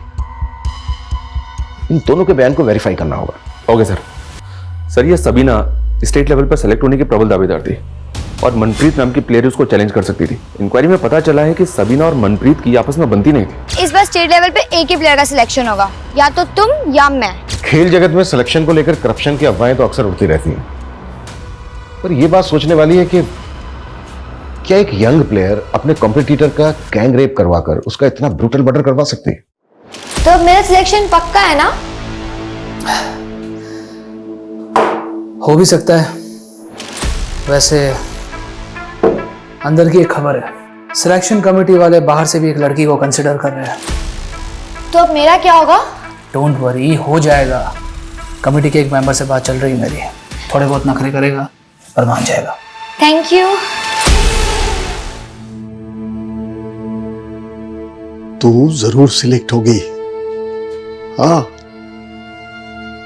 पहले स्टेट खेलेगी फिर नेशनल खेलेगी तो गोल्ड मेडल जरूर जीतेगी, मुझे पता है। हमारा ये सपना अब टूट चुका है। अपने दिल पर रखा पत्थर हटाइए। सबीना जहाँ गई है वहां से कभी कोई नहीं लौटता। अरे नहीं नरगिस, वो लौटेगी जरूर। उसने गोल्ड मेडल जीतने की कसम खाई थी ना, लौटेगी। मौत उसे हरा चुकी है, अब समझते क्यों नहीं है? अब सिवाय रुखसत के हम उसे कुछ नहीं दे सकते।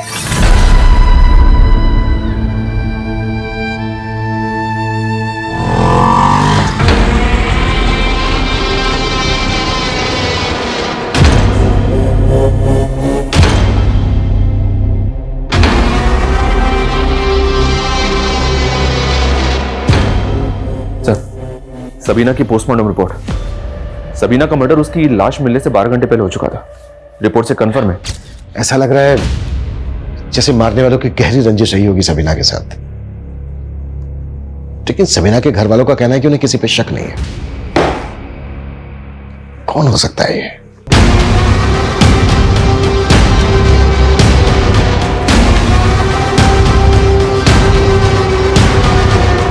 सबीना की बॉडी पे कुछ ऐसे बालों के टुकड़े मिले हैं जो सबीना के नहीं थे। तो हो सकता है जो बाल मिले हैं सबीना की बॉडी पर ये रेपिस्ट के हो। May be sir. DNA profiling हो रही है। सर कोई हैदर लिया है, आपसे मिलने की जिद कर रहा है। बुलाओ। हाँ हैदर बोलो, क्यों मिलना चाहते थे मुझसे? साहब आपको हमारी बीवी की लाश मिली है। तुम्हारी बीवी की लाश? सर शबीना हमारी बीवी थी। क्या? सबीना तुम्हारी बीवी थी? लेकिन सबीना के घर वालों ने तो हमें नहीं बताया कि वह शादीशुदा थी। साहब शबीना और हम एक दूसरे से बहुत प्यार करते थे और हमने घर पे बिना बताए शादी कर ली थी। उसकी टीम में भर्ती होने वाली थी, उसका इंतजार कर रहे थे, लेकिन शबीना ने हमको धोखा दिया साहब और हमने शबीना का कत्ल कर दिया। तो सबीना का कत्ल तूने किया? हाँ साहब, उसका चक्कर चल रहा था एक लड़के के साथ, हमसे बर्दाश्त नहीं हुआ तो मार दिया उसको। किस लड़के के साथ चक्कर चल रहा था? कौन है वो? शबीना की भाभी रेहाना का भाई दानिश।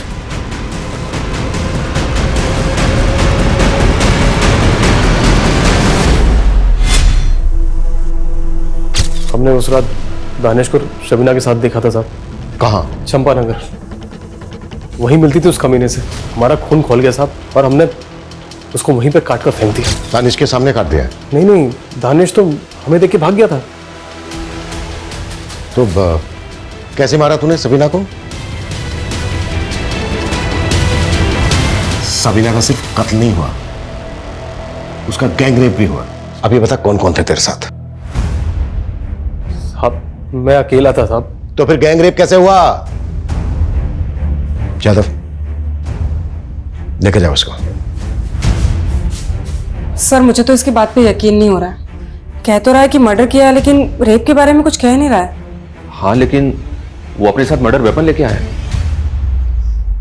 शर्मा ये जो मर्डर वेपन है ना, इसको फॉरेंसिक एग्जामिनेशन के लिए भेज दो।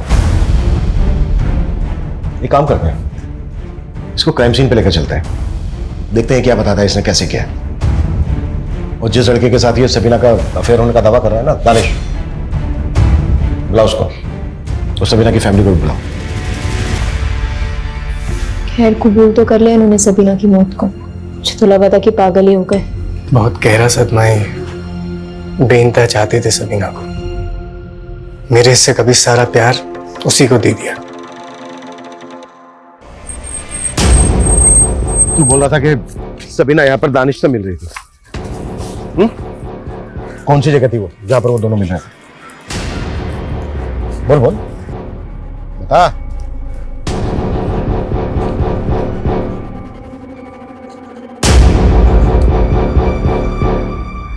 सब यहाँ। कितने बजे थे तुम? 9 बजे थे सर। क्या कर रहे थे वो दोनों? वो सेक्स कर रहे थे सर। रात के 9 बजे वो यहाँ पर सेक्स कर रहे थे खुले में? नहीं सर, यहाँ पे छिपके कर रहे थे। हमें देख के दानिश भाग गया यहाँ से। दानिश के साथ कोई और भी था? नहीं, दानिश अकेला था। गैंग रेप हुआ है सबीना का और तू कह रहा है कि दानिश अकेला था? दानिश अकेला था साहब। तूने भी रेप किया था सबीना का? मैंने रेप नहीं किया था साहब, मैंने मारा था साहब। तो तूने जब उसको मारा कहाँ पर वार किए थे? कौन सी जगह थी वो? कहाँ? वो तो मुझे याद नहीं साहब। वो मैंने अंधाधुंध चाकू मारे उसको, आंख पे, नाक पे, गले पे और यहाँ पे ढेर हो गई थी वो। और उसके पास जो सामान था, उसका mobile phone, purse, bag, racket, उसका क्या किया? वो फेंक दिया था। इसकी किसी भी बात पर भरोसा नहीं किया जा सकता। ये सब कुछ झूठ बोल रहा है। लेकिन सर ये खुद को कत्ल के इल्जाम में क्यों फंसाएगा? यही तो पता लगाना है कि आखिर इस आदमी की सच्चाई क्या है। एक काम करो, इसका डीएनए लो और सबीना की बॉडी पे जो बाल मिला था उससे मैच करके देखो और दानिश को भी उठाओ, क्योंकि इसका कहना है कि दानिश ने सबीना का रेप किया। साहब ये सरासर झूठ है, मैंने सबीना का रेप नहीं किया है। हैदर ने विटनेस किया तुझे कि तू सबीना की मर्डर वाली रात चंपानगर के जंगल में सबीना के साथ था? नहीं साहब, मैं तो सबीना के साथ कभी चंपानगर गया भी नहीं। और साहब ये हैदर कौन है? ये हैदर सबीना का पति। साहब मैं तो इसे जानता भी नहीं। और ये सबीना का पति कैसे हो सकता है? सबीना की तो शादी भी नहीं हुई थी। तेरा चक्कर था ना सबीना के साथ, नहीं साहब, वो देख, अगर कुछ भी छुपाया ना हमसे, तेरे लिए अच्छा नहीं होगा। साहब चक्कर नहीं था, बस मैं उसे पसंद करता था और उससे शादी करना चाहता था। देख सबीना, अम्मी और अब्बू को है ना मेरे भाई बहुत पसंद है, तो तू भी ना जल्दी से इस रिश्ते के लिए हाँ कर। पर मैं भी शादी नहीं करना चाहती, और अगर मैं हाँ कर भी देती हूँ तो क्या मैं आपके भाई के साथ अपनी मर्जी से जी पाऊंगी? सबीना, तुम कहना क्या चाहती हो? मैं पर्दा नहीं करूंगी और बैडमिंटन खेलना तो कभी नहीं छोड़ूंगी। रियाना, ये आपके अपना हर फैसला अपनी बहन से पूछकर करेंगे। इनका मेरे अलावा कोई नहीं है, पर खुश रखेंगे तुझे। वो सब तो ठीक है, पर आप करते क्या हैं? मैं जॉब ढूंढ रहा हूँ, जल्दी मिल जाएगी। आप कहाँ तक पढ़े हैं? 10वीं तक पढ़ाई की है। 10th पास को तो पियोन से ऊपर तक की नौकरी नहीं मिलती, और मैं तो ग्रेजुएट हूँ। हमारा कोई मेल नहीं है। बस साहब, उसके बाद मैंने अपने दिल से ख्याल निकाल दिया सबीना का। लेकिन साहब, ये हैदर कौन है और मुझे क्यों फंसा रहा है, मुझे कुछ समझ में नहीं आ रहा है साहब।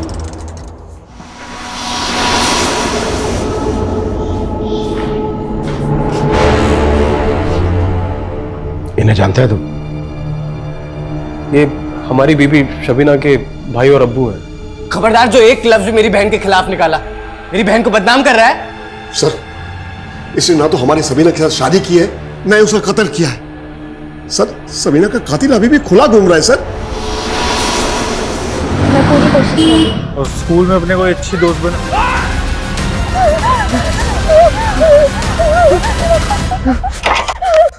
ये काम इतने से पैसों में नहीं होगा जनाब। बढ़ती महंगाई देखिए, मैं आपके लिए रोज नए नए लड़के तैयार करता हूं। वो अपनी जान जोखिम में तभी डालेंगे जब उन्हें पैसा पूरा मिलेगा।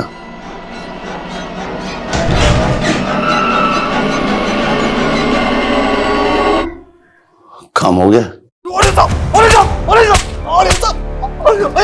सबीना बीवी है तेरी? झूठ पे झूठ, झूठ पे झूठ। तेरे और सबीना के बीच में एक कॉल तक नहीं हुआ है, और जहां तू रहता है ना जानकीवाड़ी में, वहां सबीना को तेरे साथ किसने देखा तक नहीं है। और चंपानगर में ना तेरे फोन की लोकेशन थी और ना ही दानिश का फोन एक्टिव था। सच कह रहे, सबीना मेरी बीवी थी, मैंने मारा उसको साहब। क्या सबूत है तेरे पास कि सबीना तेरी बीवी थी? निकाहनामा साहब, निकाहनामा घर पे रखा है, आप जाके देख लो। अबिदा, अबिदा, अबिदा, समझ नहीं आ रहा है अम्मी, कुछ बोल ही नहीं रही है। अबिदा, अबिदा, बोल ना बेटा, कौन थे बोलो जो तुझे मारना चाहते बेटा? अबिदा,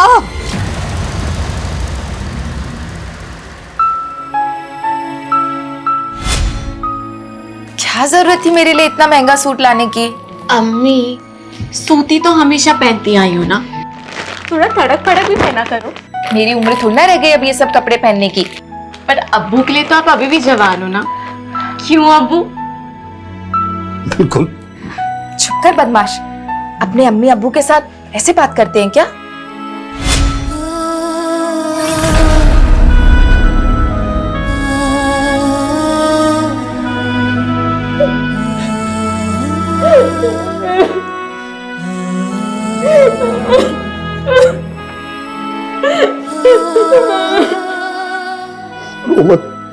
रो मत नरगिस, अब रोने से क्या फायदा?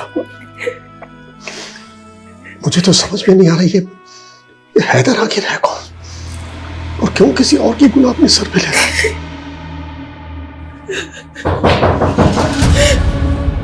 हैदर ने ये निकाहनामा दिया हमें, इस पे हैदर और सबीना के साइन भी। ये निकाहनामा झूठा है साहब, ये साइन भी सबीना का नहीं है, वैसे साइन करती ही नहीं थी। तो कैसे साइन करती थी? आपके पास कोई ऐसा डॉक्यूमेंट है जिसपे सबीना के साइन है? जी, मैं ले आता हूं। सर, मैंने सबीना के और भी डॉक्यूमेंट्स चेक किए हैं। निकाहनामे पे सबीना के जो सिग्नेचर है वो सबीना के बाकी सिग्नेचर से काफी अलग है। उसका हैंडराइटिंग भी मैच नहीं हो रहा है, और हैदर ये भी ठीक से नहीं बता पा रहा है कि उनका निकाह किस मौलवी के सामने हुआ था। और हमें हैदर के घर से एक मोबाइल मिला सर, जिसमें 2 नंबर है। ये दोनों नंबर बिहार के हैं। मैंने पता किया ये बिहार का रहने वाला है। वह एक फैक्ट्री में मजदूरी करता था जहाँ इस पे चोरी का इल्जाम लगा, और जिसकी वजह से इसको वहां से निकाल दिया गया। सबीना ने शादी के लिए दानिश को सिर्फ इसलिए रिजेक्ट किया था क्योंकि वो 10वीं ही पास था। उसके बाद वो किसी फैक्ट्री के मजदूर से शादी करेगी, ये पॉसिबल नहीं है। हैदर का बयान भी झूठा है और वो जो निकाहनामा है वो भी झूठा है। लेकिन सर, हैदर ने हमें जो मर्डर वेपन दिया उस पे सबीना का खून था। कोई तो है जो हैदर को अपने गुनाह के लिए इस्तेमाल कर रहा है और उसने मर्डर वेपन हैदर को दिया होगा।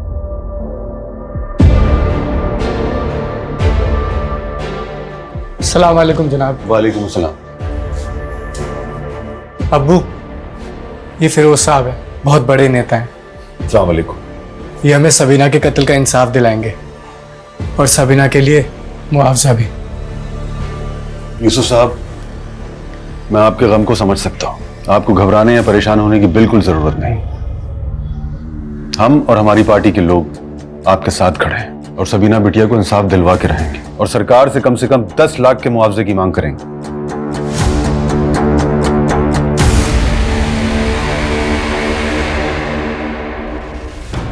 कैसे भाई? तुम ड्यूटी पे थे ना? सर मैं वॉशरूम गया था सर। हम तो सोच रहे थे कि हैदर के मुंह से सबीना के कत्ल का नाम उगलवा लगे, और ये तो कस्टडी में डेथ हुई है। इसकी काज ये भी हो सकती है कि मुझे इस केस से हटा दिया जाए, इसलिए इस केस में मुझे जल्द से जल्द नतीजे पर पहुंचना है। शहर में लॉ एंड ऑर्डर तो बचा ही नहीं है। एक होनहार बच्ची का बेरहमी से कत्ल कर दिया गया और प्रशासन तमाशा देखता रहा, और पुलिस वाले किसी को भी लॉकअप में डालकर कातिल बना रहे हैं। लेकिन हम इसे कतई बर्दाश्त नहीं करेंगे। अगर अगले 48 घंटों में सबीना के कातिलों को नहीं पकड़ा गया तो हम एक बहुत बड़ा आंदोलन करने पर मजबूर हो जाएंगे।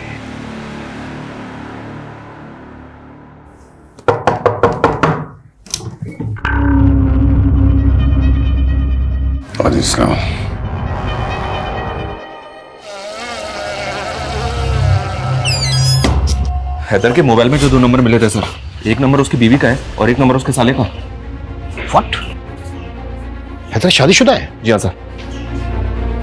तो फिर वो कौन है जिसके गुनाह का इल्जाम हैदर अपने सर पर ले रहा है? लोकल पुलिस ने हैदर की बीवी से इंक्वायरी भी की, उसे भी कोई अंदाजा नहीं। क्राइम सीन से जो हमने डम डेटा निकाला था उसमें एक ऐसा नंबर मिला है। और किसका है वो नंबर? मोहित गुप्ता।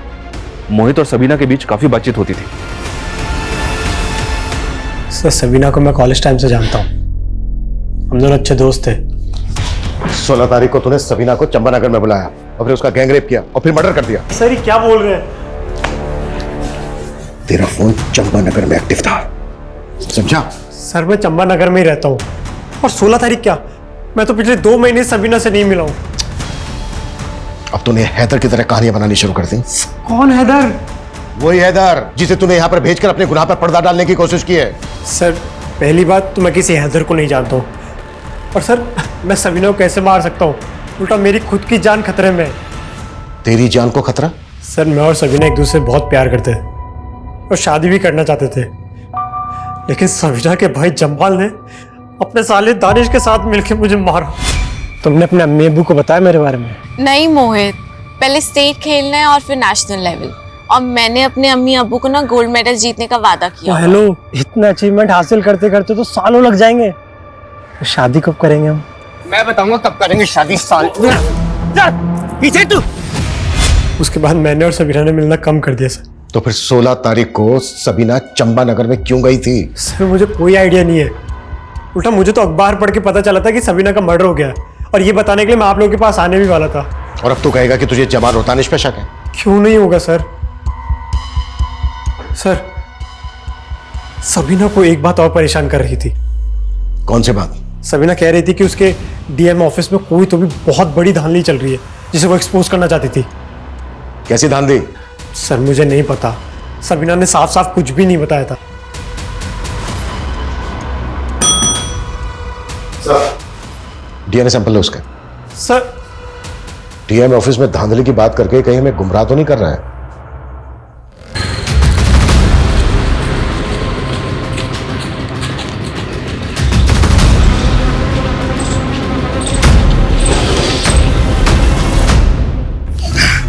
हैदर को तो झुठला दिया, लेकिन यह सच नहीं बताया कि सबीना मोहित से शादी करना चाहती थी, और यह सब तो उससे बर्दाश्त नहीं हुआ।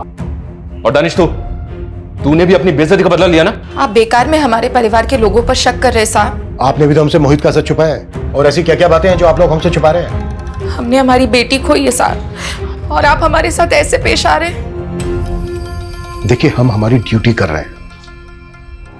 अच्छा, मोहित ने बताया कि सबीना ने उससे कहा था कि डीएम ऑफिस में कुछ धांधलेबाजी चल रही है। हाँ साहब, उस सबीना बता रही थी कि डीएम ऑफिस में कोई सीक्रेट लॉकर है। व्हाट? Secret locker?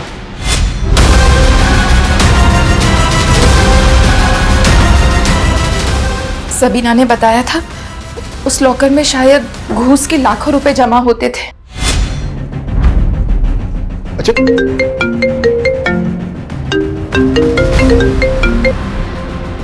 हाँ कविता। सर, सबीना की फ्रेंड आबिदा का मर्डर हुआ है। व्हाट? मुझे सबीना के बारे में ज्यादा कुछ नहीं मालूम, सिर्फ इतना पता है कि वो आबिदा की दोस्त थी। किसी पर शक है आपको? कुछ नहीं मालूम, कुछ नहीं मालूम। सर तब से अबीदा हमेशा घर में रहती थी, लेकिन आज जब अबिदा ने कुछ तो बताया होगा कि किससे उसे अपनी जान का खतरा है। इसी बात का तो दुख है सर। अबीदा कभी अपनी तकलीफ हमको बताती नहीं थी। हमने प्रशासन को 48 घंटे की मोहलत दी थी, लेकिन पुलिस अभी तक सबीना के कातिलों को पकड़ने में नाकाम रही है। उन्हें जनता को जवाब देना होगा। सबीना को इंसाफ दो, इंसाफ दो, इंसाफ दो। सबीना को इंसाफ दो, इंसाफ दो, इंसाफ दो। मेरे दफ्तर में सीक्रेट लॉकर है। सर, हमने यही सुना है, और सर ये भी सुना है कि उसमें घूस का पैसा रखा जाता है। तुम जानते हो तुम किससे बात कर रहे हो? कोई कुछ भी बोल देगा। सर, मैं मेरी ड्यूटी कर रहा हूं, और जो बात सामने आई है वो साफ साफ बता ही तो रहा हूं। सुना तो हमने भी काफी है। तुम्हारी कस्टडी में डेथ हुई थी, और मालूम है इसके ब्याह के ऊपर तुम सस्पेंड हो सकते हो। सर, उसे लेकर इंक्वायरी चल रही है, जो भी सामने आएगा मैं देख लूंगा। लेकिन सर, ये जो लॉकर वाला मामला है, इंक्वायरी तो इस पर भी हो सकती है। चलता हूं सर।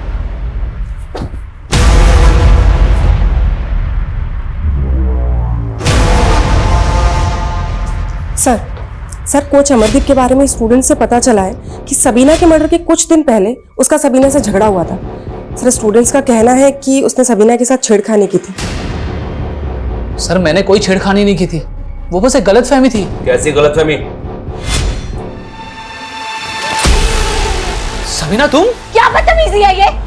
सबीना, मेरी बात सुनो। नहीं, आप करना क्या चाहते थे? सबीना देखो, मुझे लगा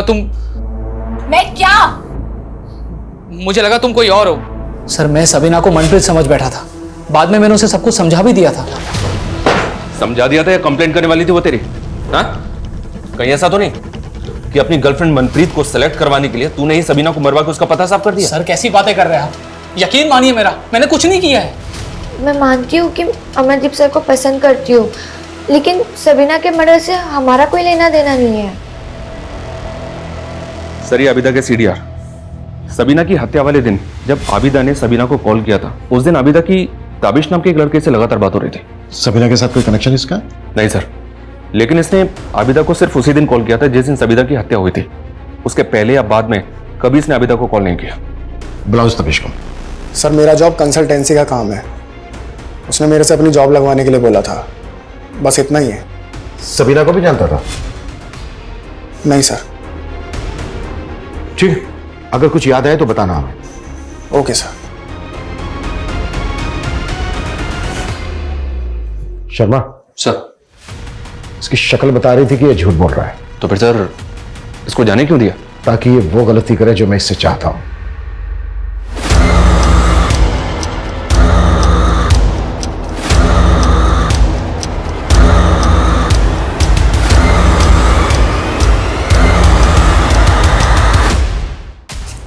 सर, खबरियों से दानिश के बारे में पता चला है कि वो कुछ असामाजिक तत्वों से जुड़ा हुआ है, और सर कुछ दिन पहले वो सलीमपुर के एक मदरसे में गया था, और खबरियों का ये भी कहना है कि वहां पे गैर कानूनी हथियारों की एक खेप आई थी। शर्मा, टीम तैयार करो।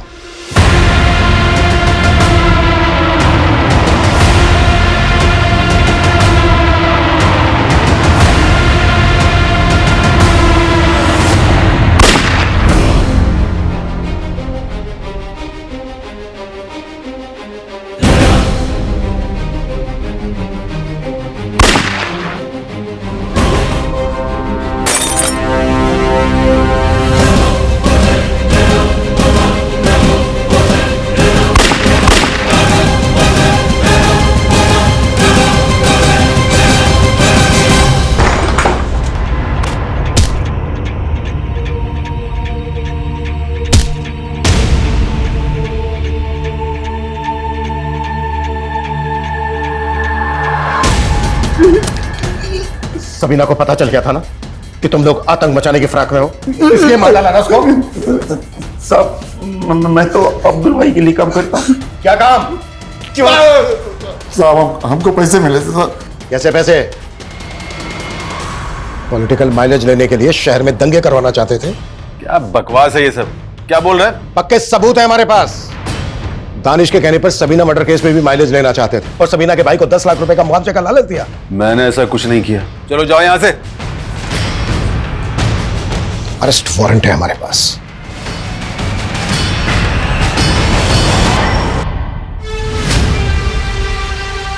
टीएम सर के बाद अब इस नेता फिरोज आलम का नाम भी सामने आ गया सबीना मर्डर केस में। सर, ये लोग इतने पावरफुल लोग हैं, कहीं ऐसा तो नहीं कि इन लोगों ने हैदर का इस्तेमाल किया?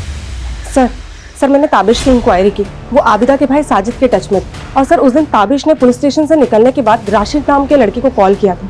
सर इन तीनों का फोन सबीना के मर्डर वाले दिन चंबानगर में ही एक्टिव था। तुम लोगों ने सिर्फ आबिदा को ही नहीं मारा है, बल्कि सबीना को भी मारा है। अब तुम लोग बोलोगे या फिर मैं मेरे तरीके से बुलवाऊं? सर हम लोग शरीफ खानदान से हैं सर। शरीफ खानदान से तू? हाँ? हैदर की जॉब तो नहीं लगवाई थी ना? तेरे ऑफिस के बाहर जो सीसीटीवी है उसकी फुटेज में दिखाया तू हमें राशिद और हैदर के साथ। और तू पिंप है ना, तू लड़कियों की दलाली खाता है ना? अबिता बहन थी तेरी, क्या जाएंगे साथ? ताबिश और राशिद ने बोला था कि अगर मैं अबिदा को एस्कॉर्ट बनने के लिए राजी कर लूंगा तो उसको 20 से 25,000 रुपए दिलाएंगे रोज। पहला काम ही 20,000 रुपए का है। लेकिन आपने मुझे कहीं इंटरव्यू के लिए भी नहीं भेजा, सीधा पैसे दे रहे हैं। काम क्या है वो भी नहीं बताया आपने। हमारे कुछ क्लाइंट्स हैं, उन्हें खुश करना है अपनी ब्यूटी से। ये क्या बोल रहे हैं आप? क्यों, तुम्हें साजिद ने कुछ नहीं बताया? नहीं करना तुम्हारा ये घटिया काम। सर तब मैंने अबिदा को बोला कि मुझे ताबिश के इरादों का कुछ पता नहीं था, लेकिन तब तक अबिदा ने सबीना को सब कुछ बता दिया था। हमने उसे 2 लाख का लालच दिया ताकि वो अपना गुनाह कबूल कर ले, और बाद में हम उसे जमानत पे छुड़ा लेते और वो भाग जाता। हैदर गिरफ्तार हुआ तो अबिदा का शक हम पे कम तो हुआ सर, लेकिन उसने हमारे खिलाफ जाने का मन बना लिया था। 10 सालों को वो बहुत बुरे आदमी है। हमने कभी आपकी इज्जत नहीं की अम्मी। अम्मी पर सबीना से बहुत प्यार करते थे हम। माफ कर दो।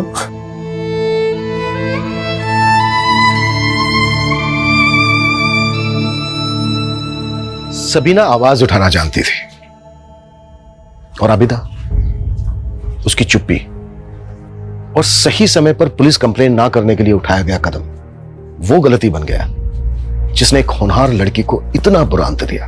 और आबिदा, उसे भी तो डर के मौत ही नसीब हुई।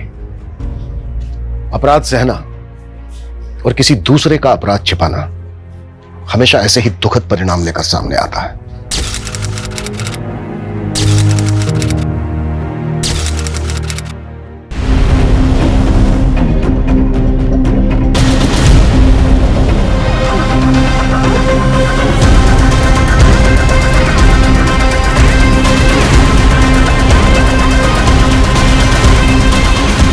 सभी पंचों की सलाह और सहमति के बाद ये पंचायत ने जो फैसला किया है कि हेतराम शमशेर सिंह का कर्जा चुका ना पाया, इसलिए हेतराम अपनी बेटी मंजली को शमशेर सिंह के हाथों बेचेगा, तभी हिसाब बराबर हो जाए।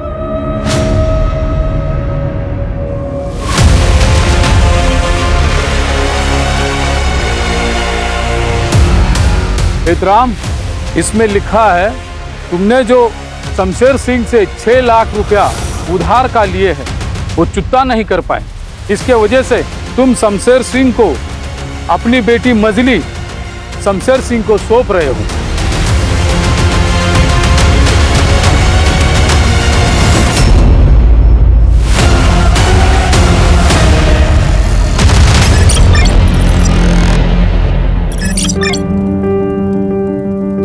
जुग जियो मारी लाडो। देख तो तू भी कितनी जल्दी बड़ी हो गई। मारी लाडो को किसी की नजर ना लगे। 12 साल के ही तो हूँ बस। अरे आज तो हमारी लाडो रानी का जन्मदिन है। बता बेटी क्या खाएगी?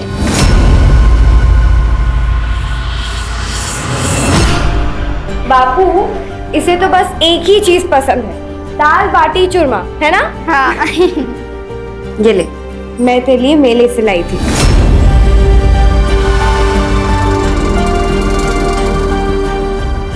ये ले बेटा, तेरे जन्मदिन का तोहफा। देवी माँ के मंदिर में जाके प्रसाद चढ़ा देना छोरी। और बाकी के पैसे से जलेबी लेके आओ।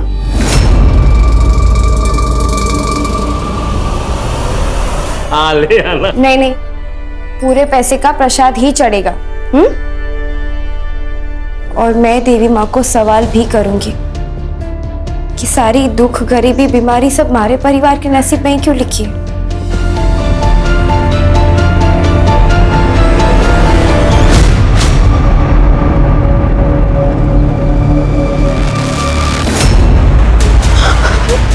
मैंने जाने दो, मैंने घर जाना है, मैंने जाने दो।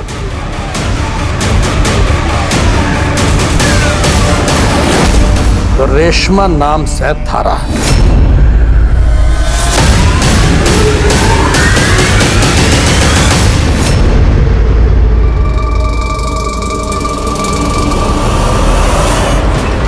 माल चोखो से क्या चख ले तू भी।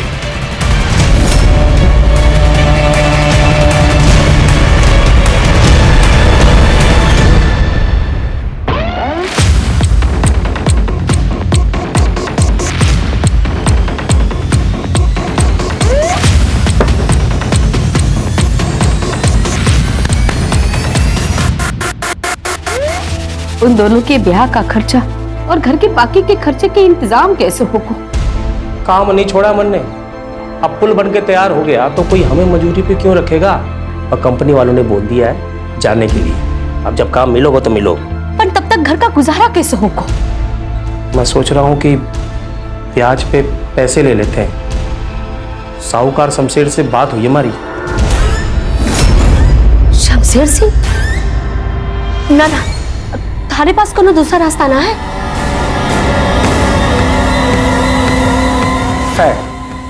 लेकिन पंजाब में है। अब थारे को और थारी छोड़ियों को छोड़ के जा नहीं सकता मैं। ब्याज पे पैसे ले लेते कह रहा हूं मैं। चुका पाएंगे? देवी माँ का कृपा हुई तो चुका देंगे।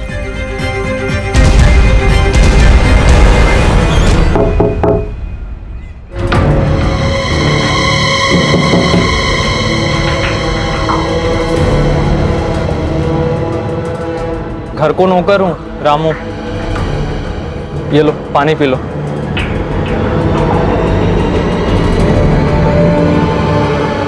ये कर दिया थारे साथ वैश्यों ने। मैंने यहाँ से बाहर निकालो। ये लोगों को पता चल गया ना तो थारे साथ मारे को भी मार देंगे। मैंने हमारे घर जाना है, प्लीज। अच्छा ठीक है, मैं कुछ सोचता हूँ, कुछ करता हूँ। ठीक रेशमा,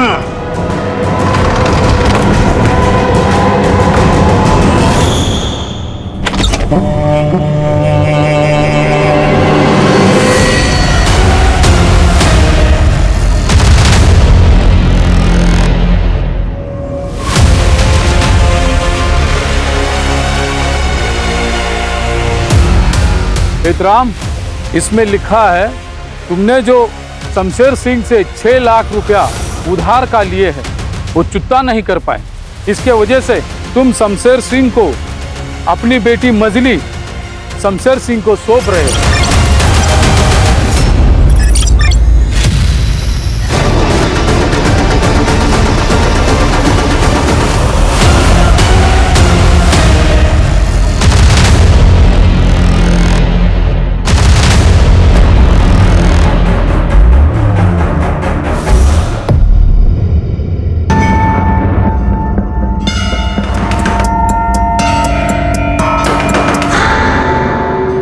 से इतनी रात में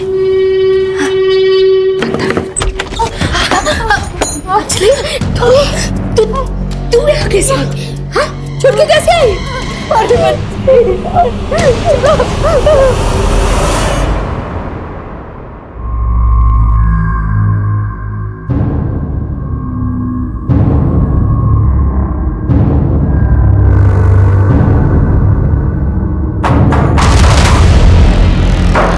देखो कौन है, देखो ना कौन है। हम देखते हैं।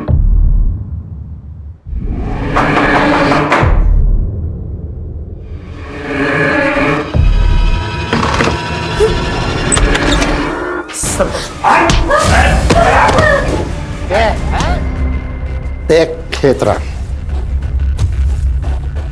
तन्ने अच्छे से पता है कि भागने वाले के साथ हम क्या करें। इसकी सजा मिले जानता है ना तू?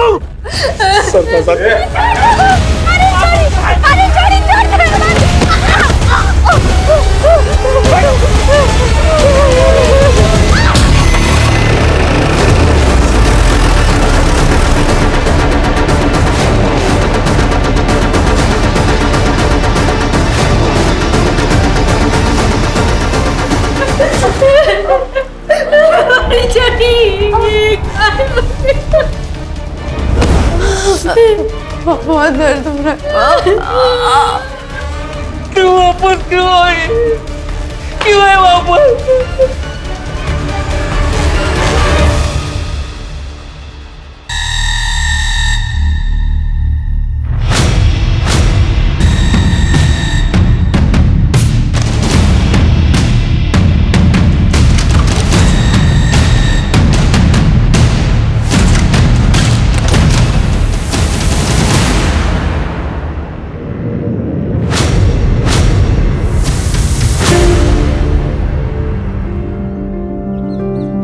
थारे वास्ते मैंने समझ ना हुआ कि थारे को कौन सी पसंद है, इसलिए सभी ले आया। भगवान जाने थारे साथ जो भी हो रहा है ना, मैंने बर्दाश्त नहीं होता। मेरा बस चले ना तो भैरव सा और बसंत सा के सीने में खंजर घोंप दूं। पर तू टेंशन मत ले, मैं थारे को यहाँ से छुड़ा के लेके जाऊंगा। हमारे को जल्दी से यहाँ से ले चल, तुम्हारी आखिरी उम्मीद से। मैं करता हूँ कुछ।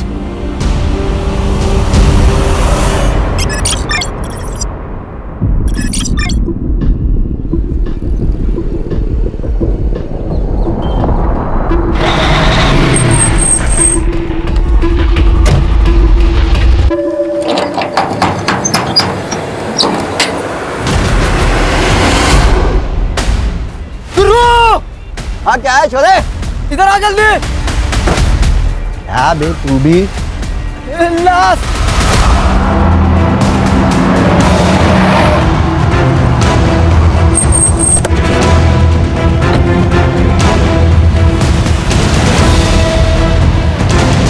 बॉडी तुम्हारे ट्रक में कैसे है? बस 3-4 जगह नाश्ते पानी के लिए रुके थे। तुम्हारे ट्रक में कोई बॉडी डाल के गया, पता नहीं चला? पी के रहते हो क्या? नहीं साहब।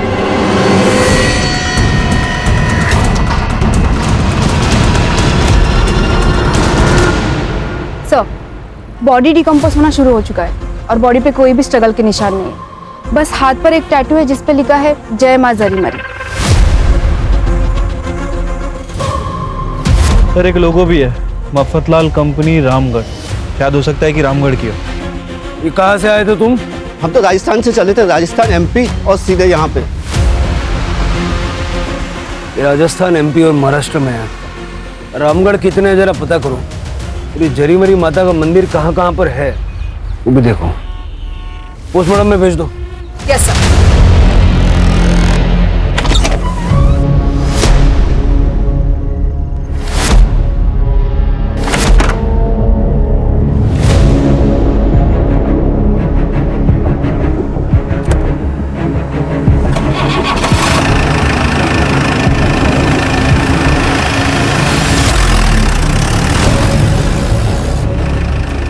देवी माँ, आखिर मैं आजाद हो ही गई।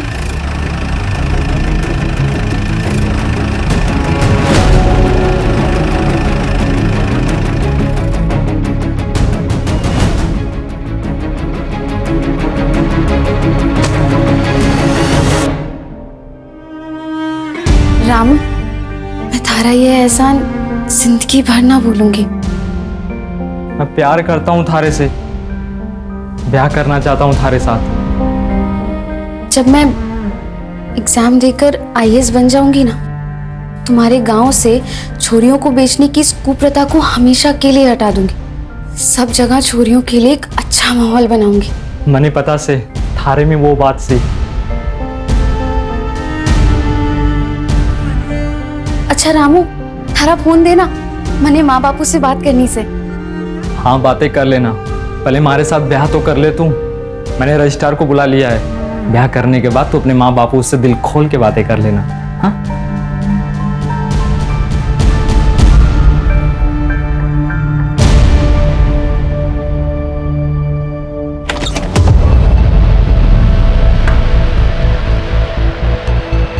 जी, आप लोग कौन है? रेशमा, ये रजिस्ट्रार हैं और ये विकास जी हैं। इस गेस्ट हाउस के कर्मचारी भी हैं और हमारे जो ब्याह होगा उसमें विटनेस भी हैं। अब हम साइन कर लें? हमारे मैरिज सर्टिफिकेट में ये जरूरी से। यहाँ साइन करो।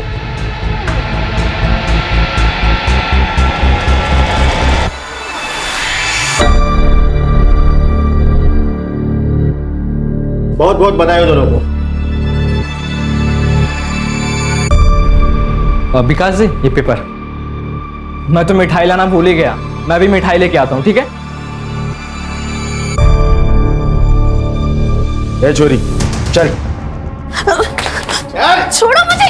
ए, ज्यादा नखरे ना कर, नगद पैसे दे के खरीदा है तुझे, स्टैम्प पेपर के साथ, समझी?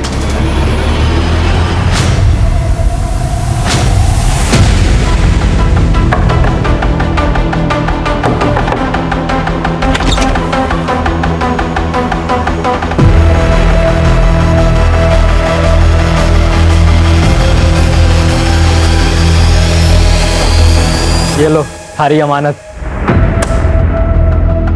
पूरा 6 लाख से।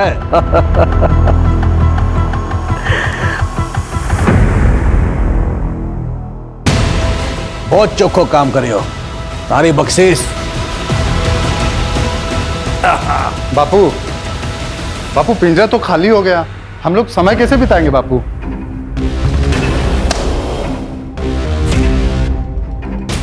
अरे चिंता ना कर बावले, पिंजरे के लिए जल्दी नई मैना ले आएंगे। जल्दी हम रामगढ़ चलेंगे।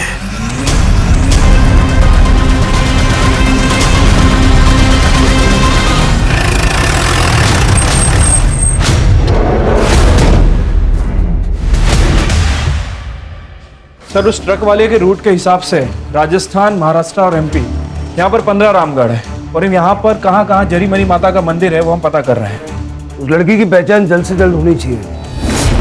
सर, पोस्टमार्टम के हिसाब से बच्ची की मौत 5 दिन पहले यानी कि 1 सितंबर को हुई थी, पॉइजन की वजह से। और सर, बॉडी में धतूरे के ट्रेसेस मिले हैं। मतलब लड़की को मारने वाला कोई गांव वाला ही है जिसको इस धतूरे के जहर की जानकारी है। लड़की किस गांव की है ये जब तक पता नहीं चलता हम आगे नहीं बढ़ सकते हैं। उसकी फोटो सब जगह सर्कुलेट करो। Right sir. ठीक है, तू जा। अरे जा, जा, तू जा, जा।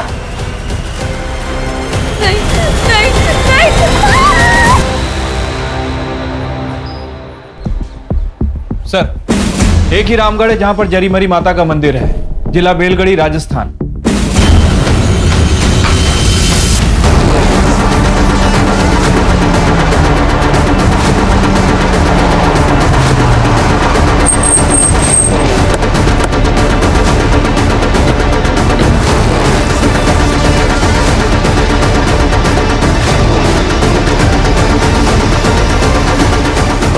नहीं सर, हमारे पास किसी भी छोरी की कोई भी मिसिंग कंप्लेंट नहीं है।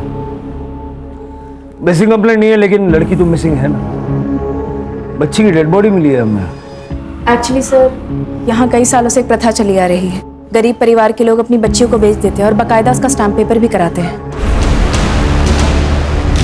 सर, हम कुछ नहीं कर सकते हैं, पॉलिटिकल बैकिंग है।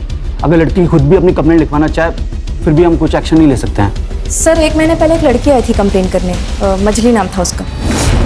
हमने एक्शन भी लिया था उस पर। लेकिन पूरी पंचायत एकजुट हो गई और लड़की ने अपनी कंप्लेंट वापस ले ली। लेकिन उसके बाद उसके साथ जो हुआ। क्या हुआ? सर मुझे लगता है कि ये उसी लड़की की छोटी बहन थी। घर का है उसका? क्या हुआ था छुटकी के साथ? उसको जहर किसने दिया? आपकी मंजली कहाँ है? वो पुलिस स्टेशन भी गई थी, क्या हुआ था उसके साथ? साहब हम लोग बहुत गरीब आदमी हैं साहब, उधारी के पैसे नहीं चुका पाए तो पंचायत के कहने पे मछली को बेचना पड़ा साहब। स्टैम्प पेपर पे। अरे ओ दरोगा, ये पट्टी पढ़ा रहे हो सर? हाँ हेतराम को देखो दरोगा, हमारे गांव के मामले में दखल देने की जरूरत ना है। अरे अपना शहर संभालो। हमारे गांव में हमारे शहर जैसे नियम ना है। गांव में अलग कायदे कानून है, अलग रिवाज है। अलग रिवाज है? लड़कियों को स्टैम्प पेपर पे बेचने की रिवाज है? दरोगा, कोई छोरी ओरी ना बेची जाती यहाँ। जो प्रथा है उसके अनुसार काम होता है। हमारे गांव की प्रथा हरे रोकने से भी ना रुकेगी। कानून नाम की कोई चीज होती है ना? अरे हमारी प्रथा ही हमारे कानून है। तो इस प्रथा के चलते अब तक कितनी लड़कियां बेची है आपने? ये जबरदस्ती कर रहे हो दरोगा? बोला ना कोई छोरी ओरी ना बेची जाती, कोई पेपर वेपर ना है। और ये जो तुम पेपर स्टैम्प की बात कर रहे हो ना, हम हैं पढ़े लिखे ना, एक रमन पढ़ा आदमी अंगूठा छाप। हमारे पास कोई पेपर ना से। चले जाओ हमारे गांव से, कोई जरूरत ना है। एहतराम।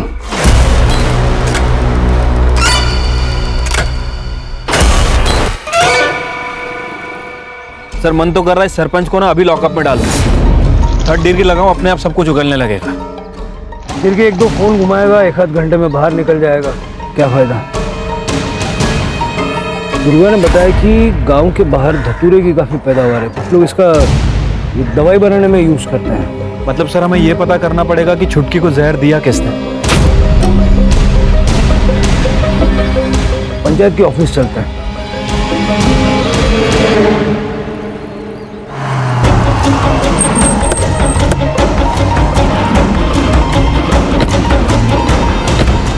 चले जाओ, चले जाओ, चले जाओ हमारे गांव से, चले जाइए, चले जाइए आप। हमारे गांव के मामले में मत घुसो दरोगा। सरपंच जी ने कहा है चले जाने को। दरोगा जी आप लोग हमारे गांव से चले जाइए। आप ही के गांव की बच्ची के मर्डर केस को सॉल्व करने के लिए हम यहाँ आए, बहुत दूर से आए। चले जाइए आप, चले जाइए, चले जाइए हमारे गांव से, चले जाइए, चले जाइए आप लोग।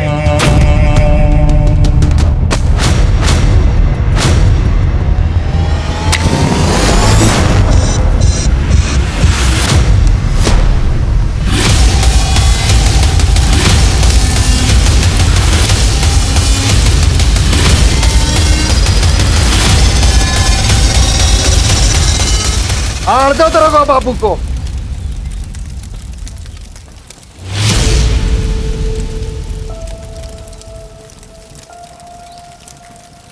दरोगा बाबू, पेपर चाहिए थे, पेपर तो जल गए हो, राख हो गए, ले जाओ। अम्मा घड़े।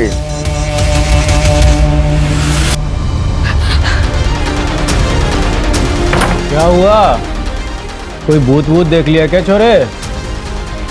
ना बापू, मैं अपनी बॉल लेने गया था ना, तो एक कुत्ते को देख लिया था। उसे देखकर मैं डर गया। वे छोरे इधर आ, यहाँ बैठ। आज मैं तन्ने कुत्ते को भगाने का तरीका बताऊंगा। पहली बात, कुत्ते को देख के भागो मत, उसको खतरा महसूस हो गया, तुम जहां खड़े हो वहीं खड़े रहो बिना डरे, ठीक है? जा।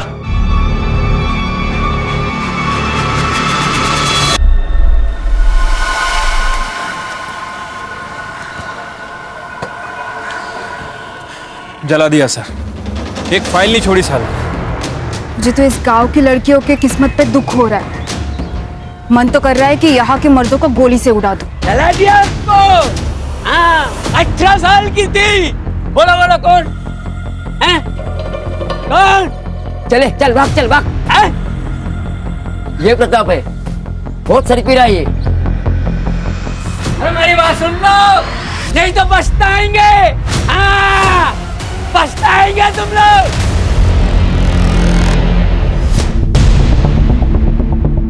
ये ले, खाना खा। खाना नहीं खाएगी तो बच्चा कैसे जन्मेगी? अब मारे छोरे को तो अपनी छोरी को ही देगा नहीं, तो मन्नी इज्जत तू पूरी करेगी। मन्नी इस घर में वारिस चाहिए, वो तू देगी।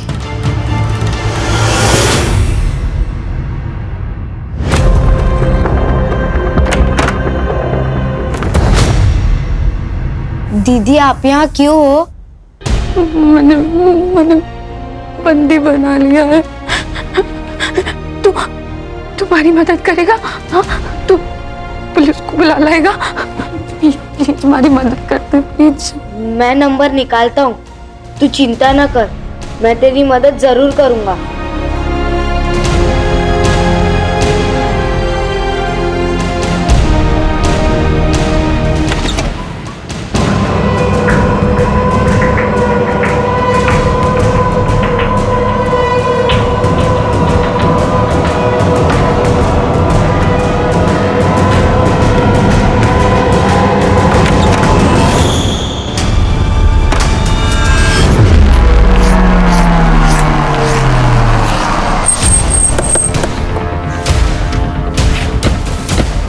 अरे फिर से आ गया, चल चल भाग।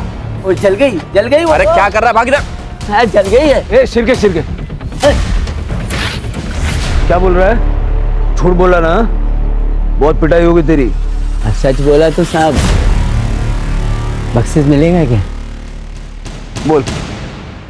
वो एक रात है ना साहब, शमशान घाट के पास से ना गुजर रहा था ना, तो वहां पे ना मजली की चीता जला रहा था वो गोपाल। गोपाल कौन है?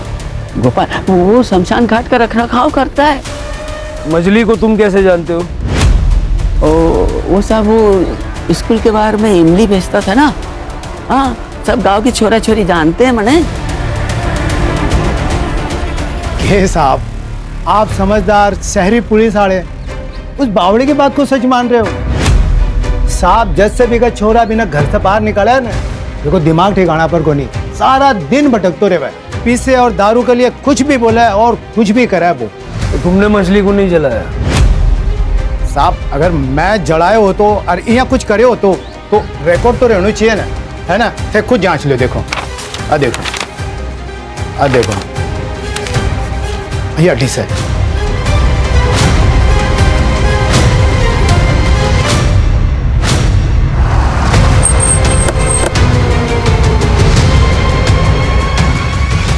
सब हमारी बख्शिश।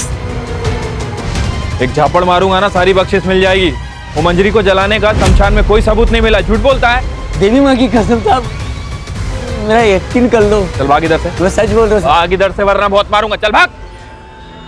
मैं सच बोल रहा हूँ साहब। तेरे को बोला ना भाग इधर। देवी माँ की कसम सच बोल रहा हूँ, मैं जला दिया उसको। अरे बोला।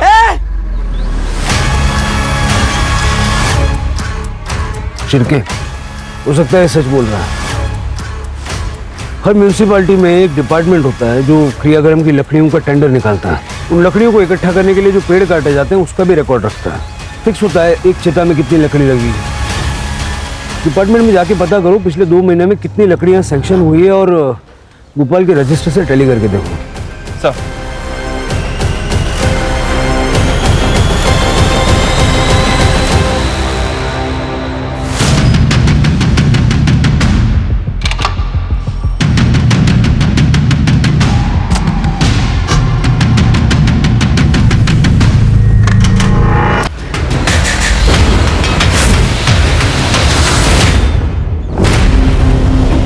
सर अंदर से बहुत बुरी बदबू आ रही है। ये दीपा का घर है जहाँ वो अपने बेटे के साथ रहती है। चाबी है किसी के पास? दरवाजा तोड़ना पड़ेगा। चलो फटाफट।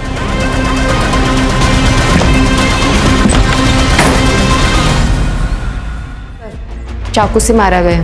दोनों को चाकू से मारा है। सर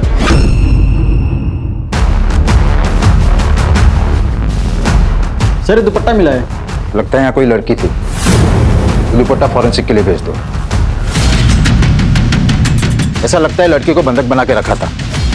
या हो सकता है वो लड़की माँ बेटे को मारकर फरार हो गई हो, या तो फिर हो सकता है कि माँ बेटी के बीच की लड़ाई का फायदा उठाकर भाग गई हो। नहीं सर, रेशमा दीदी खून नहीं कर सकती थी, वो तो खुद परेशान थी। मैंने एक बार 100 नंबर पे फोन भी किया था और कुछ नहीं हुआ। उसका नाम रेशमा था? हाँ। सर सतरिया पुलिस स्टेशन से फोन आया था। वहाँ एक परिवार में माँ बेटे का मर्डर हुआ है, जिसमें रामगढ़ की एक लड़की रेशमा सस्पेक्ट है। सर वहाँ के लड़के ने बताया कि माँ बेटे उस लड़की को बांध के रखते थे, उसके साथ दुष्कर्म करते थे। मतलब ये रेशमा भी इस स्टैम्प पेपर कांड की विक्टिम है। माधुर साहब, उस लड़की की आइडेंटिटी निकलवा के रखिए, तब तक बच्चे से बात करके आता है। Yes sir.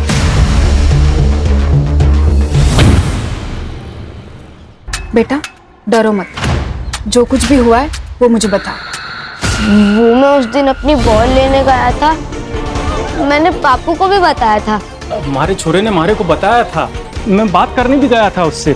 जब हमारी दीपा से बात हुई तो चलो मुझे खाना नहीं खाना। थोड़ा तो खाना पड़ेगा, आ जाओ। मुझे खाना नहीं खाना। मेरे बेटे को संभालने को रखी से। सच सच बता, काकी सर सही बोल रही से? हाँ काकी सर सही कह रही है, मैं तो बस उनकी देखभाल करने के लिए यहाँ पे आई हूँ।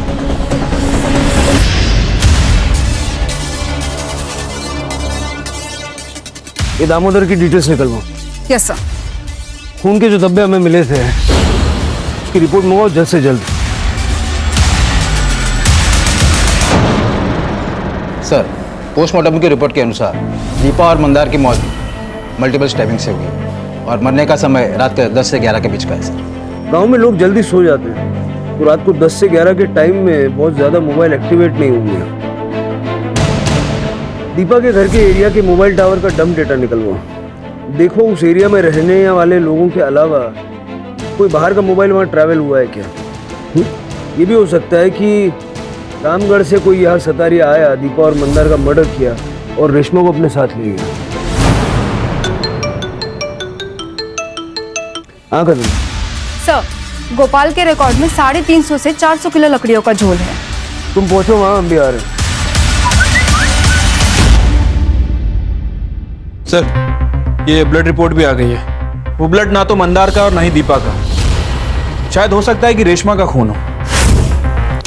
तीसरे ब्लड स्टेन का वहां होना इस बात का प्रूफ है कि वो लड़की वहां थी, लेकिन वो इस वक्त कहाँ है? एक आदमी की चिता जलाने के लिए आमतौर पे 400-500 किलो लकड़ी की जरूरत पड़ती है। अब डिपार्टमेंट के रिकॉर्ड में और तेरे रजिस्टर में 400 किलो लकड़ी का हिसाब नहीं मिल रहा है।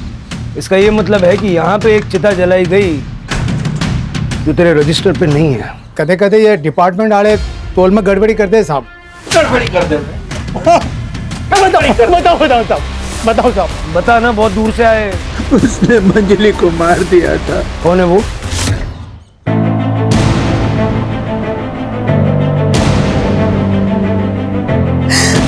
हाँ, मैंने मंजली को मार दिया साहब। अगर तू भाग भी गई ना तो वो लोग तन्ने फिर से पकड़ लेंगे। तूने मैंने जन्म दिया है ना, तो मार दे बना, मार दे बना। क्या कर रही है? मार दे माँ, नहीं जी रहा मैंने माँ, नहीं जी रहा मैं सड़क में माँ। नहीं मारा। उधार चुकाने के लिए पहले मंजली को बेच दिया, उसके बाद हमारे पति ने फिर से उधार ले लिया। मैं चुटकी को मंजली के दर पड़तालना में नहीं देखना चाहती थी, इसलिए मैंने कुछ दिन पहले चुटकी, आरे को खीर पसंद है ना? हाँ ये ले। माँ मैंने मंजली दीदी की बहुत चिंता हो रही सर, आप उन्हें वापस लाओ ना। बड़की दीदी भी जब से गई है उन्होंने फोन नहीं किया। सब ठीक हो जाएगा। अब तू खीर खा। हाँ खा।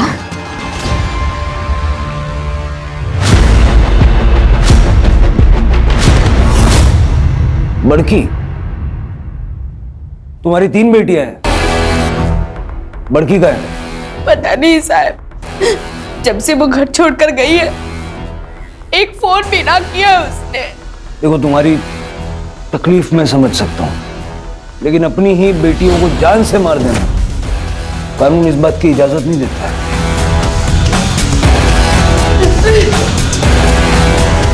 सर, वो माँ बेटे के मर्डर केस में एक अपडेट है। सर, 7 तारीख को मर्डर लोकेशन पर एक सस्पिशियस नंबर एक्टिव था, जिसकी मूवमेंट रात में 10:30 के बाद एक्टिव हुई और मर्डर स्पॉट से वो 3 किलोमीटर दूर जाके बंद हो गया। इतना ही नहीं, मर्डर वाली रात के बाद से हर रोज वो सेम पैटर्न फॉलो करता है। कौन है ये आदमी?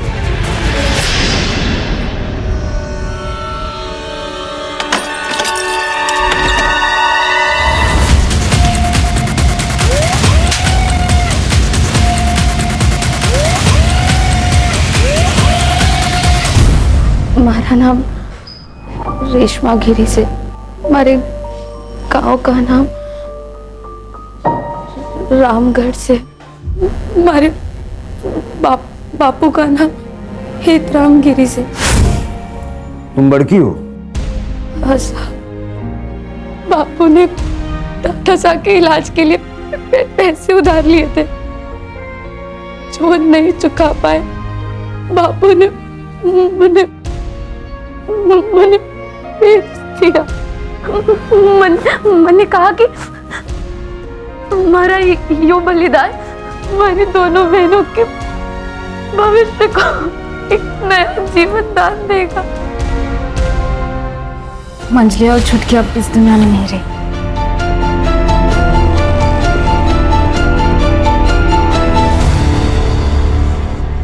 साहब, जब हमारे छोरे राजू ने रेशमा के बारे में बताया ना, तो मैं खुद गया था साहब दीपा के घर। दामोदर, अपने हाथ पे रहना। आधी तो बढ़ाने आया से, चल हट। तेरी तो और तूने भी उसके साथ वही किया जो सबने किया। हमारी बीनी ने मरा 3 साल हो गए थे। हमारी भी तो कुछ जरूरतें थी। हमारे को लगा कि इससे हमारी जरूरतें पूरी हो जाएंगी, तो मैंने सारे सबूत मिटा दिए थे। हमने हमारे छोरे राजू को यही बताया था कि रेशमा उस घर की नौकरानी है। Thank you so much sir. आपके इस एक्शन की वजह से गांव के कई माँ बाप सामने आए हैं और उन पंच और एजेंटों के खिलाफ कंप्लेंट करवा रहे हैं। माधुर जी, आपसे सिर्फ एक ही बात कहूँगा, अपना पुलिस का धर्म निभाइएगा। Yes sir. ये स्टैम्प पेपर ट्रैफिकिंग की जो रिपोर्ट है, हमने हायर अथॉरिटीज को सौंप दी है। चलिए, पनवेल आइए तो मिलिएगा। बिल्कुल सर।